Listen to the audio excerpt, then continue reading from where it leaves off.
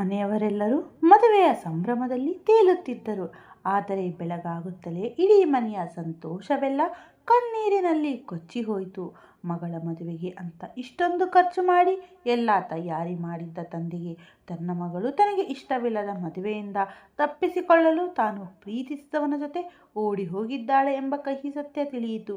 ಸಮಾಜದಲ್ಲಿ ತನ್ನ ತಲೆ ತಗ್ಗಬಾರದು, ಗೌರವ ಉಳಿಸಬೇಕು ಅಂತ ಯೋಚಿಸಿದ ಆ ತಂದೆ ಮನೆಯಲ್ಲಿ ಕೆಲಸಕ್ಕಿದ್ದ ಹುಡುಗಿಯನ್ನೇ ಮದುಮಗಳ ಥರ ಅಲಂಕಾರ ಮಾಡಿ ಮಂಟಪದಲ್ಲಿ ಕೂರಿಸಲು ನಿರ್ಧರಿಸಿದರು. ಮುಂದೇನಾಯಿತು ಅಂತ ನೋಡೋಣ. ಎಲ್ಲರಿಗೂ ನಮಸ್ಕಾರ. ನಮ್ಮ ಚಾನಲ್ಗೆ ನಿಮಗೆ ಆತ್ಮೀಯವಾದ ಸ್ವಾಗತ. ಇಂದು ನಾವು ಕೇಳಲಿರುವ ಕಥೆ ಹೆಸರು ಹಣೆ ಬರಹದ ಆಟ. ಮದುವೆ ಇನ್ನೂ ಒಂದೇ ದಿನ ಬಾಕಿ ಇತ್ತು. ಇವತ್ತು ಬೆಳಗ್ಗೆ ಅರಿಶಿನ ಶಾಸ್ತ್ರ, ರಾತ್ರಿ ಮೆಹಂದಿ ಕಾರ್ಯಕ್ರಮಗಳು, ನಾಳೆ ಬೆಳಗ್ಗೆ ಗಂಡಿನ ಕಡೆಯವರ ಮೆರವಣಿಗೆ ಇತ್ತು. ಆಮೇಲೆ ಮುಹೂರ್ತ. ಇಡೀ ಮನೆ ತುಂಬ ನೆಂಟರಿಷ್ಟರಿಂದ ತುಂಬಿ ಹೋಗಿತ್ತು. ಮನೆಯ ಯಜಮಾನರಾದ ಸುರೇಶ್ ಅವರು ಬೆಳ್ಳಂಬೆಳಗ್ಗೆ ಎದ್ದು ರೆಡಿಯಾಗುತ್ತಿದ್ದರು. ಮನೆಯಲ್ಲಿ ಎಲ್ಲ ಕೆಲಸಗಳು ಸಾಂಗವಾಗಿ ನಡೆಯುತ್ತಿದ್ದವು. ಆದರೂ ಅವರ ಮನಸ್ಸಿನಲ್ಲಿ ಏನೋ ಒಂಥರ ಆತಂಕ ಶುರುವಾಗಿತ್ತು. ಬಹುಶಃ ಒಬ್ಬ ತಂದೆ ತನ್ನ ಮಗಳನ್ನು ಗಂಡಿನ ಮನೆಗೆ ಕಳುಹಿಸಿಕೊಡುವಾಗ ಇಂತಹ ನೋವು ಗಾಬರಿ ಸಹಜವೇನೋ. ಅವರು ದೇವರ ಮುಂದೆ ದೀಪ ಹಚ್ಚಿ ಕೈ ಮುಗಿದು, ದೇವರೇ, ನನ್ನ ಮಗಳನ್ನು ಯಾವಾಗಲೂ ಖುಷಿಯಾಗಿಡು. ಅವಳು ಅತ್ತೆ ಮಾವನ ಮನೆಯಲ್ಲಿ ಎಲ್ಲರೂ ಅವಳನ್ನು ಪ್ರೀತಿಯಿಂದ ನೋಡಿಕೊಳ್ಳುವಂತೆ ಮಾಡು ಎಂದು ಪ್ರಾರ್ಥಿಸಿದರು. ಏನೇ ಆದರೂ ಇವತ್ತು ಮಗಳು ಈ ಮನೆ ಬಿಟ್ಟು ಹೋಗುತ್ತಿದ್ದಾಳೆ ಎಂಬ ಯೋಚನೆ ಕಾಡುತ್ತಿತ್ತು. ಇದು ಸಂತೋಷದ ದಿನವೇ ಆದರೂ ನೆಮ್ಮದಿ ಇರಲಿಲ್ಲ. ಅಷ್ಟರಲ್ಲಿ ಅವರ ಪತ್ನಿ ಕವಿತಾ ಕೂಡ ಎದ್ದರು. ನೇರವಾಗಿ ಮಗಳು ಪ್ರೀತಿ ಇದ್ದ ರೂಮ್ ಕಡೆ ಹೋದರು. ಪ್ರೀತಿ, ಎದ್ದೇಳಮ್ಮ ಬೇಗ, ಮದುವೆ ಗಂಡಿನ ಕಡೆಯವರು ಬರುವ ಸಮಯವಾಯಿತು. ಇವತ್ತು ಪುರೋಹಿತರು ನಿನ್ನ ಕೈಯಿಂದ ಪೂಜೆ ಮಾಡಿಸ್ತಾರೆ ಎಂದರು. ಅವರು ರೂಮ್ ಬಾಗಿಲು ಹೊರಗಡೆಯಿಂದಲೇ ಮಗಳಿಗೆ ಆ ಮಾತನ್ನು ಹೇಳಿ ನಂತರ ಹಜಾರಕ್ಕೆ ಬಂದು ಬಾಕಿ ಉಳಿದ ಕೆಲಸಗಳನ್ನು ನೋಡಿಕೊಳ್ಳಲು ಶುರು ಮಾಡಿದರು. ಓಡಾಡಿಕೊಂಡು ಎಲ್ಲ ಸಿದ್ಧತೆಗಳನ್ನು ಗಮನಿಸುತ್ತಿದ್ದರು. ಕವಿತಾ ಅವರ ಮುಖದಲ್ಲಿ ಒಂದು ವಿಶೇಷವಾದ ತೃಪ್ತಿ ಮತ್ತು ಹೆಮ್ಮೆ ಕಾಣಿಸುತ್ತಿತ್ತು. ಯಾಕೆಂದರೆ ಅವಳ ಮಗಳು ಸಿಟಿಯಲ್ಲಿ ದೊಡ್ಡ ಹೆಸರು ಮಾಡಿರೋ ಶ್ರೀಮಂತ ಕುಟುಂಬದ ಮನೆಗೆ ಸೊಸೆಯಾಗಿ ಹೋಗುತ್ತಿದ್ದಾಳೆ. ಮದುಮಗ ತುಂಬ ಒಳ್ಳೆಯ ಮನೆತನದವನು, ಫಾರಿನ್ನಲ್ಲಿ ಓದಿಕೊಂಡು ಬಂದಿದ್ದಾನೆ. ಅವರ ಬಿಸ್ನೆಸ್ ಬೇರೆ ಬೇರೆ ಸಿಟಿಗಳಲ್ಲಿ ಹರಡಿದೆ. ಮಗಳು ಚೆನ್ನಾಗಿದ್ದರೆ ಅಷ್ಟೇ ಸಾಕು ಎಂದು ತಮ್ಮ ಶಕ್ತಿಗೆ ಮೀರಿ ಈ ಮದುವೆಗೆ ಹಣ ಖರ್ಚು ಮಾಡುತ್ತಿದ್ದಾರೆ. ಕವಿತಾ ಅವರ ಸಂತೋಷಕ್ಕೆ ಪಾರವೇ ಇರಲಿಲ್ಲ. ಇಂತಹ ಒಳ್ಳೆ ಸಂಬಂಧ ಸಿಗಬೇಕಾದರೆ ಪುಣ್ಯ ಮಾಡಿರಬೇಕು ಎಂದು ಬಂದಿದ್ದ ನೆಂಟರ ಹತ್ತಿರ ಗಂಡಿನ ಕಡೆಯವರ ಬಗ್ಗೆ ತುಂಬ ಹೊಗಳಿ ಹೇಳುತ್ತಿದ್ದರು. ನಿಜ ಹೇಳಬೇಕೆಂದರೆ ಕವಿತಾ ಅವರು ತಮ್ಮ ಗಂಡಿನ ಜೊತೆ ಹಠ ಮಾಡಿ ಜಗಳ ಮಾಡಿ ಈ ಸಂಬಂಧವನ್ನು ಮಗಳಿಗಾಗಿ ನಿಶ್ಚಯಿಸಿದ್ದರು. ಅಷ್ಟರಲ್ಲಿ ಪುರೋಹಿತರು ಕೂಡ ಬಂದೇ ಬಿಟ್ಟರು. ಕವಿತಾ, ಪುರೋಹಿತರು ಬಂದಿದ್ದಾರೆ. ಪ್ರೀತಿ ರೆಡಿಯಾಗಿದ್ದರೆ ಕೆಳಗೆ ಕರೆದುಕೊಂಡು ಬಾ. ಪೂಜೆ ಸಾಮಾನೆಲ್ಲ ರೆಡಿಯಾಗಿದೆ, ಬೇಗ ಪೂಜೆ ಮುಗಿಸೋಣ ಎಂದು ಸುರೇಶ್ ಗಾಬರಿಯಾಗಿ ಗಂಭೀರವಾಗಿ ಹೇಳಿದರು. ಸರಿರಿ, ಈಗಲೇ ಕರೆದುಕೊಂಡು ಬರುತ್ತೇನೆ ಎಂದು ಮೆಟ್ಟಿಲು ಹತ್ತುತ್ತಾ ಮನಸ್ಸಿನಲ್ಲೇ ಗೊಣಗಿಕೊಂಡರು. ಈ ಹುಡುಗಿ ಇನ್ನೂ ರೆಡಿಯಾಗಿದ್ದಾಳೋ ಇಲ್ಲವೋ ಎಂದು ಬಾಗಿಲು ತಟ್ಟಿದರು. ಪ್ರೀತಿ, ಇನ್ನೂ ಮಲಗಿದ್ದೀಯಾ? ಆದರೆ ಒಳಗಡೆಯಿಂದ ಯಾವುದೇ ಸೌಂಡ್ ಬರಲಿಲ್ಲ. ಇದೇನಿದು, ಮದುವೆ ದಿನ ಅಂದ ಮೇಲೆ ಇಷ್ಟೊಂದು ಕೆಲಸ ಇರುತ್ತೆ, ಇವಳಿಗೆ ಇನ್ನೂ ನಿದ್ದೆ ಮುಗಿದಿಲ್ಲವ ಎಂದು ಕೋಪದಿಂದ ಕವಿತಾ ಬಾಗಿಲನ್ನು ಜೋರಾಗಿ ನೂಕಿದರು. ಬಾಗಿಲು ತಟ್ಟನೆ ತೆರೆದುಕೊಂಡಿತ್ತು. ಒಳಗಡೆ ರೂಮ್ ಖಾಲಿ ಇತ್ತು. ಬೆಡ್ಶೀಟ್ ಹಾಗೇ ಇತ್ತು. ಅದರ ಮೇಲೆ ಯಾರೂ ಮಲಗಿದ್ದ ಲಕ್ಷಣವೇ ಇರಲಿಲ್ಲ. ಪ್ರೀತಿಯ ಅಲ್ಮೇರಾ ತೆರೆದಿತ್ತು. ಕೆಲವು ಬಟ್ಟೆಗಳು ಕಾಣಿಸುತ್ತಿರಲಿಲ್ಲ. ಇದನ್ನು ನೋಡಿ ಕವಿತಾ ಅವರಿಗೆ ಒಂದು ಕ್ಷಣ ತಲೆ ಸುತ್ತಿದಂತಾಗಿತ್ತು. ಅವರ ಹಾರ್ಟ್ ಬೀಟ್ ಜೋರಾಗಲು ಶುರುವಾಗಿತ್ತು. ಪ್ರೀತಿ ಪ್ರೀತಿ ಎಂದು ರೂಮ್ ಒಳಗಡೆ ಜೋರಾಗಿ ಕಿರುಚಾಡಿದರು. ಆ ಸೌಂಡು ಎಷ್ಟೊಂದು ಜೋರಿತ್ತೆಂದರೆ ಕೆಳಗಿದ್ದ ಸುರೇಶ್ ತಕ್ಷಣ ಓಡೋಡಿ ಪ್ರೀತಿ ರೂಮ್ ಕಡೆ ಬಂದರು. ಏನಾಯಿತು, ಯಾಕೆ ಹೀಗೆ ಕಿರುಚಾಡುತ್ತಿದ್ದೀಯಾ ಎಂದು ಕೇಳಿದರು. ಪ್ರೀತಿ ರೂಮ್ನಲ್ಲಿ ಇಲ್ಲ ರೀ ಎಂದು ಕವಿತಾ ನಡುಗುವ ಧ್ವನಿಯಲ್ಲಿ ಹೇಳಿದರು. ಅವಳ ಬೆಡ್ ನೋಡಿ ಅಸಲಿಗೆ ಇಲ್ಲಿ ಅವಳು ಮಲಗೇ ಇಲ್ಲ. ರಾತ್ರಿ ನನ್ನ ಜೊತೆ ಮಾತನಾಡಿ ರೂಮ್ ಒಳಗೆ ಬಂದಳು, ಇಲ್ಲಿ ಮಲಗಿಲ್ಲ ಅನಿಸುತ್ತೆ ಎಂದರು. ಸುರೇಶ್ ಅವರಿಗೆ ಶಾಕ್ ಆಗಿ ಹಾರ್ಟ್ ಅಟ್ಯಾಕ್ ಆದಷ್ಟೇ ಬೇಸರವಾಗಿತ್ತು. ಅವರು ಇಡೀ ಮನೆಯ ಮೂಲೆ ಮೂಲೆ ಹುಡುಕಿದರು. ಬಾತ್ರೂಮ್ ಚೆಕ್ ಮಾಡಿದರು. ಟೆರೆಸ್ ಮೇಲೂ ಹೋಗಿ ನೋಡಿದರು. ಆದರೆ ಪ್ರೀತಿ ಎಲ್ಲೂ ಇರಲಿಲ್ಲ. ಅವರು ಗಮನಿಸಬೇಕಾದ ಅವಳ ಒಡವೆ ಬಾಕ್ಸ್ ಖಾಲಿಯಾಗಿತ್ತು. ಎಲ್ಲಕ್ಕಿಂತ ಮುಖ್ಯವಾಗಿ ಅವಳ ಮೊಬೈಲ್ ಫೋನ್ ಕೂಡ ಇರಲಿಲ್ಲ. ಅಡುಗೆ ಮನೆಯಲ್ಲಿ ಕೆಲಸ ನೋಡಿಕೊಳ್ಳುತ್ತಿದ್ದ ಅಂಜಲಿ ಸುರೇಶ್ ಅವರ ಕಿರುಚಾಟ ಕೇಳಿ ಓಡೋಡಿ ಬಂದಳು. ಚಿಕ್ಕಪ್ಪ, ಏನಾಯಿತು? ಪ್ರೀತಿ ಎಲ್ಲಿ ಎಂದು ಕೇಳಿದಳು. ಏನು ಅರ್ಥ ಆಗ್ತಿಲ್ಲಮ್ಮ ಎನ್ನುತ್ತಾ ಸುರೇಶ್ ನಿಸ್ಸಹಾಯಕರಾಗಿ ಕೆಳಗೆ ಕುಳಿತು ಬಿಟ್ಟರು. ಕವಿತಾ ಜೋರಾಗಿ ಅಳಲು ಶುರು ಮಾಡಿದರು. ನನ್ನ ಮಗಳು ಪ್ರೀತಿ ಎಲ್ಲಿ ಹೋದಳು? ದೇವರೇ, ಯಾಕೆ ಹೀಗಾಯಿತು? ಅಷ್ಟರಲ್ಲಿ ಅಂಜಲಿಗೆ ಪ್ರೀತಿಯ ಪಿಲ್ಲೋ ಕೆಳಗೆ ಮಡಚಿಟ್ಟ ಒಂದು ಪೇಪರ್ ಸಿಕ್ಕಿತ್ತು. ಅವಳು ಅದನ್ನು ತೆಗೆದು ಓದಿದಳು. ಆ ಪೇಪರ್ ಮೇಲೆ ಪ್ರೀತಿ ತನ್ನ ಸ್ವಂತ ಅಕ್ಷರಗಳಲ್ಲಿ ಏನೋ ಬರೆದಿದ್ದಳು. ಅಂಜಲಿ ಅದನ್ನು ಓದಲು ಶುರು ಮಾಡಿದಳು. ಓದುತ್ತಿದ್ದಂತೆ ಪ್ರತಿಯೊಂದು ಲೈನ್ ನೋಡಿ ಅವಳ ಮುಖದ ಬಣ್ಣವೇ ಬದಲಾಯಿತು. ಅವಳ ಉಸಿರಾಟ ಜೋರಾಯಿತು. ಆ ಪೇಪರ್ ಅವಳ ಕೈಯಿಂದ ಕೆಳಗೆ ಬಿದ್ದಿತ್ತು. ಆಗ ಸುರೇಶ್ ಆ ಪೇಪರ್ ತೆಗೆದುಕೊಂಡು ಓದಲು ಶುರು ಮಾಡಿದರು. ಅಪ್ಪ, ಅಮ್ಮ, ನನ್ನನ್ನು ಕ್ಷಮಿಸಿಬಿಡಿ. ನಾನು ಆಕಾಶ್ನನ್ನು ಮದುವೆಯಾಗಲು ಸಾಧ್ಯವಿಲ್ಲ.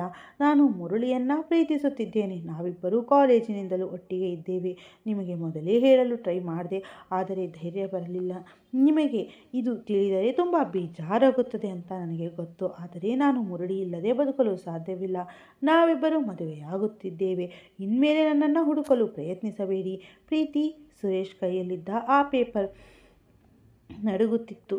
ಕಣ್ಣ ಮುಂದೆ ಕತ್ತಲೆ ಕವಿದಂತಾಗಿತ್ತು. ಅವರು ಬ್ಯಾಲೆನ್ಸ್ ತಪ್ಪಿ ಗೋಡೆಗೆ ಆಸರೆ ಪಡೆದುಕೊಂಡು ನಿಂತರು. ಅವರ ಬಾಯಿಂದ ಒಂದು ಮಾತು ಹೊರಡಲಿಲ್ಲ. ಏನಾಯಿತು? ಮದುವೆ ಮನೆಯಲ್ಲಿ ಈ ಥರ ಕಿರುಚಾಟ, ಗಲಾಟೆ ಯಾಕೆ ಎಂದು ಬಂದಿದ್ದ ನೆಂಟರೊಬ್ಬರು ಕೇಳಿದರು. ಸುರೇಶ್, ಮದುವೆಯ ಮುಹೂರ್ತದ ಸಮಯ ಹತ್ತಿರ ಬರ್ತಾ ಇದೆ. ಈ ಟೈಮ್ನಲ್ಲಿ ಹೀಗೆ ಕೂತಿದ್ದೀರಲ್ಲ ಯಾಕೆ ಎಂದು ಅವರ ಫ್ರೆಂಡ್ ಕೇಳಿದ. ಅಷ್ಟರಲ್ಲಿ ಸುರೇಶ್ ಅವರ ಸೋದರ ಮಾವನ ಮಗ ಮನೋಜ್ ಬಂದು ಅವರ ಹೆಗಲ ಮೇಲೆ ಕೈ ಇಟ್ಟ. ಏನಾಯಿತು ಬಾವ, ಹೇಳು? ಸುರೇಶ್ ಮೆಲ್ಲನೆ ನಿಶ್ಶಕ್ತಿಯಿಂದ ಹೇಳಿದರು. ಏನು ಹೇಳಲಿ ಮನೋಜ್, ಪ್ರೀತಿ ಬೇರೆ ಹುಡುಗನ ಜೊತೆ ಓಡಿ ಹೋಗಿದ್ದಾಳೆ. ಈ ಮಾತು ಕೇಳಿದ ತಕ್ಷಣ ಅಲ್ಲಿದ್ದವರಿಗೆಲ್ಲರಿಗೂ ಒಂದು ಕ್ಷಣ ಪ್ರಪಂಚವೇ ನಿಂತು ಹೋದ ಹಾಗೆ ಅನಿಸಿತು. ಎಲ್ಲರೂ ಕಂಪ್ಲೀಟ್ ಶಾಕ್ ಆದರು. ಯಾರಿಗೆ ಏನು ಹೇಳಬೇಕು, ಏನು ಮಾಡಬೇಕು ಅಂತಲೇ ತಿಳಿಯಲಿಲ್ಲ. ಅಷ್ಟರಲ್ಲಿ ಎಲ್ಲರಿಗೂ ಒಟ್ಟಿಗೆ ಮಾತನಾಡಲು ಶುರು ಮಾಡಿದ್ದು.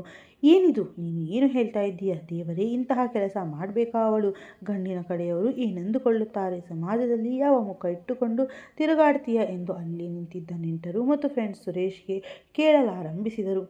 ಸುರೇಶ್ ಮಾತ್ರ ಒಂದು ಕಲ್ಲಿನ ಮೂರ್ತಿಯಂತೆ ಸುಮ್ಮನೆ ನಿಂತಿದ್ದರು. ಅವರ ಕನಸುಗಳು, ಅವರ ಆಸೆಗಳು, ಅವರ ಇಡೀ ಜೀವನದ ಕಷ್ಟದ ಗಳಿಕೆ ಎಲ್ಲವೂ ಒಂದು ಸೆಕೆಂಡ್ನಲ್ಲಿ ಮಣ್ಣು ಪಾಲಾಗಿತ್ತು. ಯಾರೋ ತಮ್ಮ ಎದೆಯ ಮೇಲೆ ಕೂತು ಉಸಿರನ್ನು ಒತ್ತಿ ಹಿಡಿದ ಹಾಗೆ ಅವರಿಗೆ ಫೀಲ್ ಆಗುತ್ತಿತ್ತು.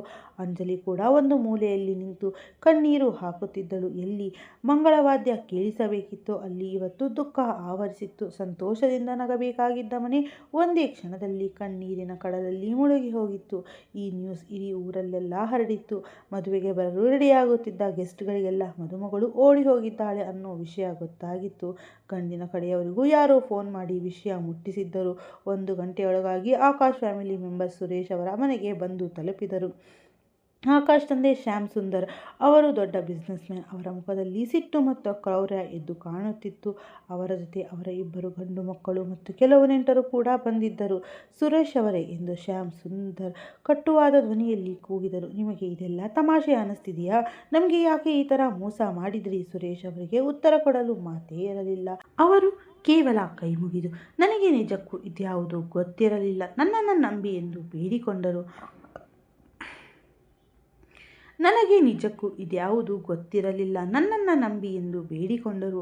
ಅಷ್ಟರಲ್ಲೇ ಆಕಾಶ್ ತಾಯಿ ಜೋರಾಗಿ ಕಿರುಚಾಡಿದರು. ನಿಮ್ಮ ಮಗಳ ಬಗ್ಗೆ ನಿಮಗೆ ಗೊತ್ತಿಲ್ವಾ? ಅವಳಿಗೆ ಅಫೇರ್ ಇರೋದು ನಿಮಗೆ ತಿಳಿಯಲಿಲ್ವಾ? ನಮ್ಮ ಇಡೀ ಕುಟುಂಬದ ಮರ್ಯಾದೆ ಹರಾಜು ಹಾಕಿಬಿಟ್ರಿ. ನಮ್ಮ ಫ್ಯಾಮಿಲಿಯಲ್ಲಿ ಗೌರವದ ಕತೆ ಏನು? ಈಗ ನಾವು ಈ ಮದುವೆಗಾಗಿ ಲಕ್ಷಾಂತರ ರೂಪಾಯಿ ಖರ್ಚು ಮಾಡಿದ್ದೇವೆ ಎಂದು ಶ್ಯಾಮ್ ಸುಂದರ್ ಗದರಿದರು. ಎಲ್ಲ ನೆಂಟರಿಗೂ ಫ್ರೆಂಡ್ಸ್ಗೂ ಇನ್ವಿಟೇಷನ್ ಕೊಟ್ಟು ಕರೆಯಲಾಗಿದೆ. ಎಲ್ಲ ಗ್ರ್ಯಾಂಡಾಗಿ ರೆಡಿಯಾಗಿತ್ತು. ಆದರೆ ನಿಮ್ಮ ಮಗಳು ಈ ರೀತಿ ತಲೆ ತಗ್ಗಿಸುವ ಕೆಲಸ ಮಾಡಿದ್ದಾಳೆ. ಸುರೇಶ್ ಕಣ್ಣಿನಿಂದ ನೀರು ಧಾರೆಯಾಗಿ ಹರಿಯುತ್ತಿತ್ತು. ನನ್ನನ್ನು ಕ್ಷಮಿಸಿಬಿಡಿ. ನನಗೆ ಏನು ಮಾಡಬೇಕೋ ತಿಳಿಯುತ್ತಿಲ್ಲ. ನಾನು ನನ್ನ ಮಗಳನ್ನು ಹುಡುಕುತ್ತೇನೆ. ಅಸಲಿಗೆ ಏನಾಯಿತು ಅಂತ ತಿಳಿದುಕೊಳ್ಳುತ್ತೇನೆ. ಅವಳನ್ನು ಹೇಗಾದರೂ ಮಾಡಿ ವಾಪಸ್ ಕರೆದುಕೊಂಡು ಬರುತ್ತೇನೆ ಎಂದರು. ವಾಪಸ್ ಎಂದು ಆಕಾಶನ ನಕಲಿ ನಗು ನಗುತ್ತಾ ವ್ಯಂಗ್ಯವಾಗಿ ಹೇಳಿದನು. ಇನ್ಯಾವ ಮುಖ ಇಟ್ಟುಕೊಂಡು ಅವಳನ್ನು ವಾಪಸ್ ಕರ್ಕೊಂಬರ್ತೀರಾ? ಅವಳು ಆಲ್ರೆಡಿ ಇನ್ನೊಬ್ಬನ ಜೊತೆ ಓಡಿ ಹೋಗಿದ್ದಾಳೆ. ಅವಳು ಈಗ ವಾಪಸ್ ಬಂದರು. ನಾವು ಅವಳನ್ನು ಸೊಸೆಯಾಗಿ ಒಪ್ಪಿಕೊಳ್ಳಲ್ಲ. ಅವಳಿಂದ ನಮ್ಮ ಮನೆತನದ ಗೌರವ ಮಣ್ಣು ಪಾಲಾಗಿದೆ. ಶ್ಯಾಮ್ ಸುಂದರ್ ಅವರು ಸುರೇಶ್ ಕಡೆಗೆ ಬೆರಳು ತೋರಿಸುತ್ತಾ, ಕೇಳು ಸುರೇಶ್, ನಾವು ಸುಮ್ಮನೆ ಬಿಡಲ್ಲ. ಕೋರ್ಟ್ಗೆ ಹೋಗ್ತೀವಿ. ನಿಮ್ಮಿಂದ ಮದುವೆಗೆ ಆದ ಎಲ್ಲ ನಷ್ಟ ಪರಿಹಾರವನ್ನು ವಸೂಲಿ ಮಾಡಿಕೊಳ್ಳುತ್ತೇವೆ. ನಾವು ಖರ್ಚು ಮಾಡಿದ ಪ್ರತಿ ಪೈಸೆಗೂ ನಮಗೆ ವಾಪಸ್ ಸಿಗಬೇಕು.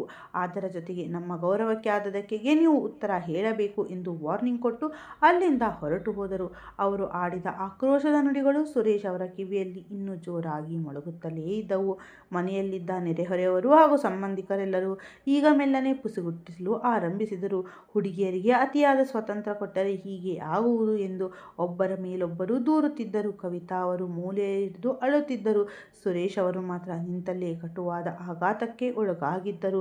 ಮನೆಯವರು ಹಾಗೂ ಹೊರಗಿನವರ ಇಂತಹ ಚುಚ್ಚು ಮಾತುಗಳನ್ನು ಕೇಳಿ ಕೇಳಿ ಅವರಿಗೆ ಮನೆಯಲ್ಲಿ ಇರಲು ಉಸಿರುಗಟ್ಟದಂತಾಗಿತ್ತು. ಮದುವೆಗಾಗಿ ಹಾಕಿದ್ದ ಆ ಅದ್ದೂರಿ ಶಾಮಿಯಾನ, ಬಣ್ಣ ಬಣ್ಣದ ಸೀರಿಯಲ್ ಸೆಟ್ಗಳು ಮತ್ತು ಪ್ರೀತಿ ವೆಡ್ಸ್ ಆಕಾಶ್ ಎಂಬ ನೇಮ್ ಬೋರ್ಡ್ ಈಗ ಇಡೀ ಕುಟುಂಬವನ್ನೇ ಅಣಕಿಸುವಂತೆ ಕಾಣುತ್ತಿತ್ತು. ಮದುವೆ ರದ್ದಾದ ಸುದ್ದಿ ಕೇಳಿ ಅಕ್ಕಪಕ್ಕದ ಮನೆಯವರೆಲ್ಲ ತಮ್ಮ ಕಿಟಕಿ ಬಾಗಿಲುಗಳಿಂದ ಇಣುಕಿ ಇಣುಕಿ ಸುರೇಶ್ ಅವರ ಮನೆಯ ಕಡೆಗೆ ನೋಡುತ್ತಿದ್ದರು. ಕೆಲವರು ಅಯ್ಯೋ ಪಾಪ ಅಂದುಕೊಂಡರೆ, ಇನ್ನು ಕೆಲವರು ಏನು ನಡೆಯುತ್ತಿದೆ ಅನ್ನೋ ಕುತೂಹಲದಿಂದ, ಮತ್ತೆ ಕೆಲವರಂತೂ ಮುಖದಲ್ಲಿ ನಕಾರ ನಗು ಇಟ್ಟುಕೊಂಡು ನೋಡುತ್ತಿದ್ದರು. ಈ ಕಹಿ ಸುದ್ದಿ ಇಡೀ ಊರ ತುಂಬ ಕಾಡ್ಗಿಚ್ಚಿನಂತೆ ಹರಡಿತ್ತು. ವಾಟ್ಸಪ್ ಗ್ರೂಪ್ಗಳು, ಸೋಷಿಯಲ್ ಮೀಡಿಯಾದಲ್ಲೂ ಜನ ಇದರ ಬಗ್ಗೆನೇ ಆಡಿಕೊಳ್ಳಲು ಶುರು ಮಾಡಿದ್ದರು. ಇವೆಲ್ಲದರಿಂದ ಬೇಸತ್ತ ಸುರೇಶ್ ಅವರು ತಮ್ಮ ರೂಮ್ ಒಳಗೆ ಹೋಗಿ ಬಾಗಿಲು ಹಾಕಿಕೊಂಡರು. ಅವರು ಬೆಡ್ ಮೇಲೆ ಕುಳಿತುಕೊಂಡಾಗ ಎದುರಿಗಿನ ಗೋಡೆಯ ಮೇಲೆ ಮಗಳು ಪ್ರೀತಿಯ ಫೋಟೋಗಳು ಕಾಣಿಸಿದ್ದವು. ಪ್ರೀತಿ ಹುಟ್ಟಿದಾಗಿಂದ ಇವತ್ತಿನವರೆಗೆ ಎಲ್ಲ ಫೋಟೋಗಳನ್ನು ನೋಡುತ್ತಾ ಸುರೇಶ್ ಕಣ್ಣೀರು ಹಾಕುತ್ತಿದ್ದರು. ಅದರಲ್ಲಿ ಒಂದು ಫೋಟೋದಲ್ಲಿ ಪ್ರೀತಿ ತನ್ನ ಅಪ್ಪನ ಹೆಗಲ ಮೇಲೆ ಕೈ ಹಾಕಿ ನಿಂತಿದ್ದಳು. ಸುರೇಶ್ ಅವರು ಎರಡು ಕೈಗಳನ್ನು ಮುಖ ಮುಚ್ಚಿಕೊಂಡು ಬಿಕ್ಕಿ ಬಿಕ್ಕಿ ಅಳುತ್ತಿದ್ದರು. ಯಾಕೆ ಹೀಗಾಯಿತು? ನಾನೊಂದು ನನ್ನ ಮಗಳಿಗೆ ಯಾವುದೇ ಕೊರತೆ ಮಾಡಿರಲಿಲ್ಲವಲ್ಲ. ಆದರೂ ಪ್ರೀತಿ ನನಗೆ ಯಾಕೆ ಇಷ್ಟೊಂದು ದೊಡ್ಡ ದ್ರೋಹ ಮಾಡಿದ್ದಳು ಎಂದು ಗೊಣಗಿಕೊಂಡರು. ಫ್ರೆಂಡ್ಸ್ ಹತ್ತಿರ, ನೆಂಟರ ಹತ್ತಿರ, ಎಲ್ಲರ ಎದುರು ತನ್ನ ಮಗಳ ಮದುವೆಯನ್ನು ತುಂಬ ಗ್ರ್ಯಾಂಡಾಗಿ ಮಾಡುತ್ತಿದ್ದೀನಿ. ಸಿಟಿಯ ದೊಡ್ಡ ಮನೆಗೆ ನನ್ನ ಮಗಳು ಸೊಸೆಯಾಗಿ ಹೋಗುತ್ತಿದ್ದಾಳೆ ಅಂತ ಹೆಮ್ಮೆಯಿಂದ ಕೊಚ್ಚಿಕೊಂಡಿದ್ದರು. ಆದರೆ ಈಗ ದುಡ್ಡು ಹೋಯಿತು. ಇಡೀ ಮನೆತನದ ಮರ್ಯಾದೆ ಹರಾಜಾಯಿತು. ಕೊನೆಗೆ ನಂಬಿದ ಮಗಳು ಕೈಕೊಟ್ಟು ಓಡಿ ಹೋದಳು. ಮದುವೆ ಮನೆಯಲ್ಲಿ ಎಲ್ಲರ ಅಳು ಕಿರುಚಾಟದ ಮಧ್ಯೆ ಅಂಜಲಿ ಒಂದು ಮೂಲೆಯಲ್ಲಿ ನಿಂತು ಕಣ್ಣೀರು ಹಾಕುತ್ತಿದ್ದಳು. ತನಗೆ ಆಶ್ರಯ ಕೊಟ್ಟ ಚಿಕ್ಕಪ್ಪನನ್ನ ಈ ಪರಿಸ್ಥಿತಿಯಲ್ಲಿ ನೋಡಲು ಅವಳಿಗೆ ಆಗುತ್ತಿರಲಿಲ್ಲ. ಯಾಕೆಂದರೆ ತಂದೆ ತಾಯಿ ಇಲ್ಲದ ತನ್ನನ್ನು ಸ್ವಂತ ಮಗಳಿಗಿಂತ ಹೆಚ್ಚಾಗಿ ಸಾಕಿ ಬೆಳೆಸಿದ್ದರು ಸುರೇಶ್. ಸುಮಾರು 10 ವರ್ಷಗಳ ಹಿಂದೆ ಸುರೇಶ್ ಅವರ ಅಣ್ಣ ಮತ್ತು ಅತ್ತಿಗೆ ರೋಡ್ ಆಕ್ಸಿಡೆಂಟ್ನಲ್ಲಿ ತೀರಿಕೊಂಡಿದ್ದರು. ಆಗ ಕೇವಲ 12 ವರ್ಷದವಳಾಗಿದ್ದ ಅಂಜಲಿಗೆ ಪ್ರಪಂಚವೇ ಶೂನ್ಯವಾದಂತಾಗಿತ್ತು. ಆ ಕಷ್ಟದ ಸಮಯದಲ್ಲಿ ಸುರೇಶ್ ಅಂಜಲಿಯನ್ನು ತನ್ನ ಮನೆಗೆ ಕರೆದುಕೊಂಡು ಬಂದರು. ಸ್ವಂತ ಮಗಳನ್ನ ಪ್ರೀತಿಯ ಜೊತೆಯಲ್ಲಿಯೇ ಅವಳನ್ನು ಓದಿಸಿ ಬೆಳೆಸಿದ್ದರು. ಅಂಜಲಿ ಪ್ರೀತಿಗಿಂತ 2 ವರ್ಷ ದೊಡ್ಡವಳು. ಪ್ರೀತಿ ತುಂಬ ಚುರುಕಾಗಿದ್ದರು, ಸ್ವಲ್ಪ ಹಠದ ಸ್ವಭಾವದವಳು. ಆದರೆ ಅಂಜಲಿ ಹುಟ್ಟುತ್ತಲೇ ಶಾಂತ ಗುಣದವಳು, ಜಾಣೆ ಮತ್ತು ತುಂಬ ಜವಾಬ್ದಾರಿಯುಳ್ಳ ಹುಡುಗಿಯಾಗಿದ್ದಳು. ಆ ಹಳೆ ಆಕ್ಸಿಡೆಂಟ್ ಬಗ್ಗೆ ಅವಳು ಯಾವತ್ತೂ ತನ್ನ ಹಣೆಯ ಬರಹವನ್ನು ದೂಷಿಸುತ್ತಾ ಕೂರಲಿಲ್ಲ. ಈ ಮನೆಯೇ ತನ್ನ ಚಿಕ್ಕಮ್ಮನೇ ಅವಳಿಗೆ ಎಲ್ಲವೂ ಆಗಿದ್ದರು. ಅವಳ ಚಿಕ್ಕಪ್ಪ ಸುರೇಶ್ ಕೂಡ ಅಂಜಲಿಯನ್ನು ತನ್ನ ಸ್ವಂತ ಮಗಳಿಗಿಂತ ಒಂದು ಪಟ್ಟು ಹೆಚ್ಚಿಯೇ ಪ್ರೀತಿಸುತ್ತಿದ್ದರು. ಬಹುಶಃ ಇದೇ ವಿಷಯ ಕವಿತಾಗೆ ಯಾವತ್ತೂ ಸಹಿಸಲು ಆಗುತ್ತಿರಲಿಲ್ಲ. ಕವಿತಾ ಅವರು ಅಂಜಲಿಯನ್ನು ಯಾವತ್ತೂ ಮನಸ್ಫೂರ್ತಿಯಾಗಿ ಒಪ್ಪಿಕೊಳ್ಳಲೇ ಇಲ್ಲ.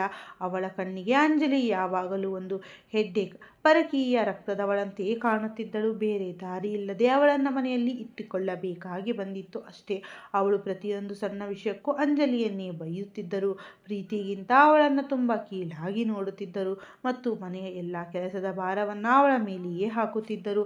ಆದರೂ ಅಂಜಲಿ ಯಾವತ್ತೂ ಎದುರು ಮಾತನಾಡುತ್ತಿರಲಿಲ್ಲ. ತನ್ನ ಚಿಕ್ಕಮ್ಮ ಆಡುವ ಪ್ರತಿಯೊಂದು ಕಹಿ ಮಾತನ್ನು ಅಮೃತ ಎಂದುಕೊಂಡೇ ಸಹಿಸಿಕೊಳ್ಳುತ್ತಿದ್ದಳು.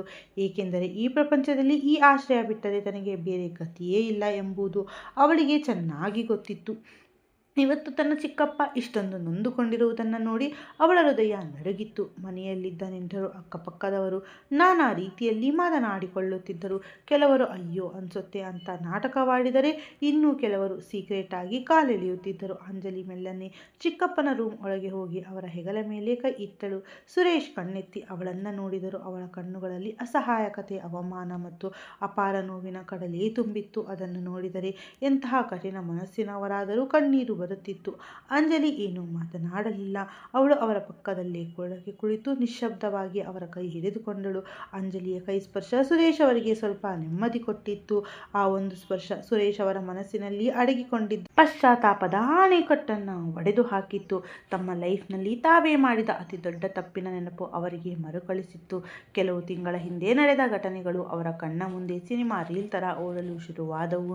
ನಿಜ ಹೇಳಬೇಕೆಂದರೆ ಈ ಮದುವೆ ಸಂಬಂಧ ಮೊದಲು ಬಂದಿದ್ದೇ ಅಂಜಲಿಗಾಗಿ. ಆಕಾಶ್ ಫ್ಯಾಮಿಲಿಗೆ ಸೇರಿದ ದೂರದ ನೆಂಟರೊಬ್ಬರು ಯಾವುದೋ ಒಂದು ಫಂಕ್ಷನ್ನಲ್ಲಿ ಅಂಜಲಿಯನ್ನ ನೋಡಿದ್ದರು.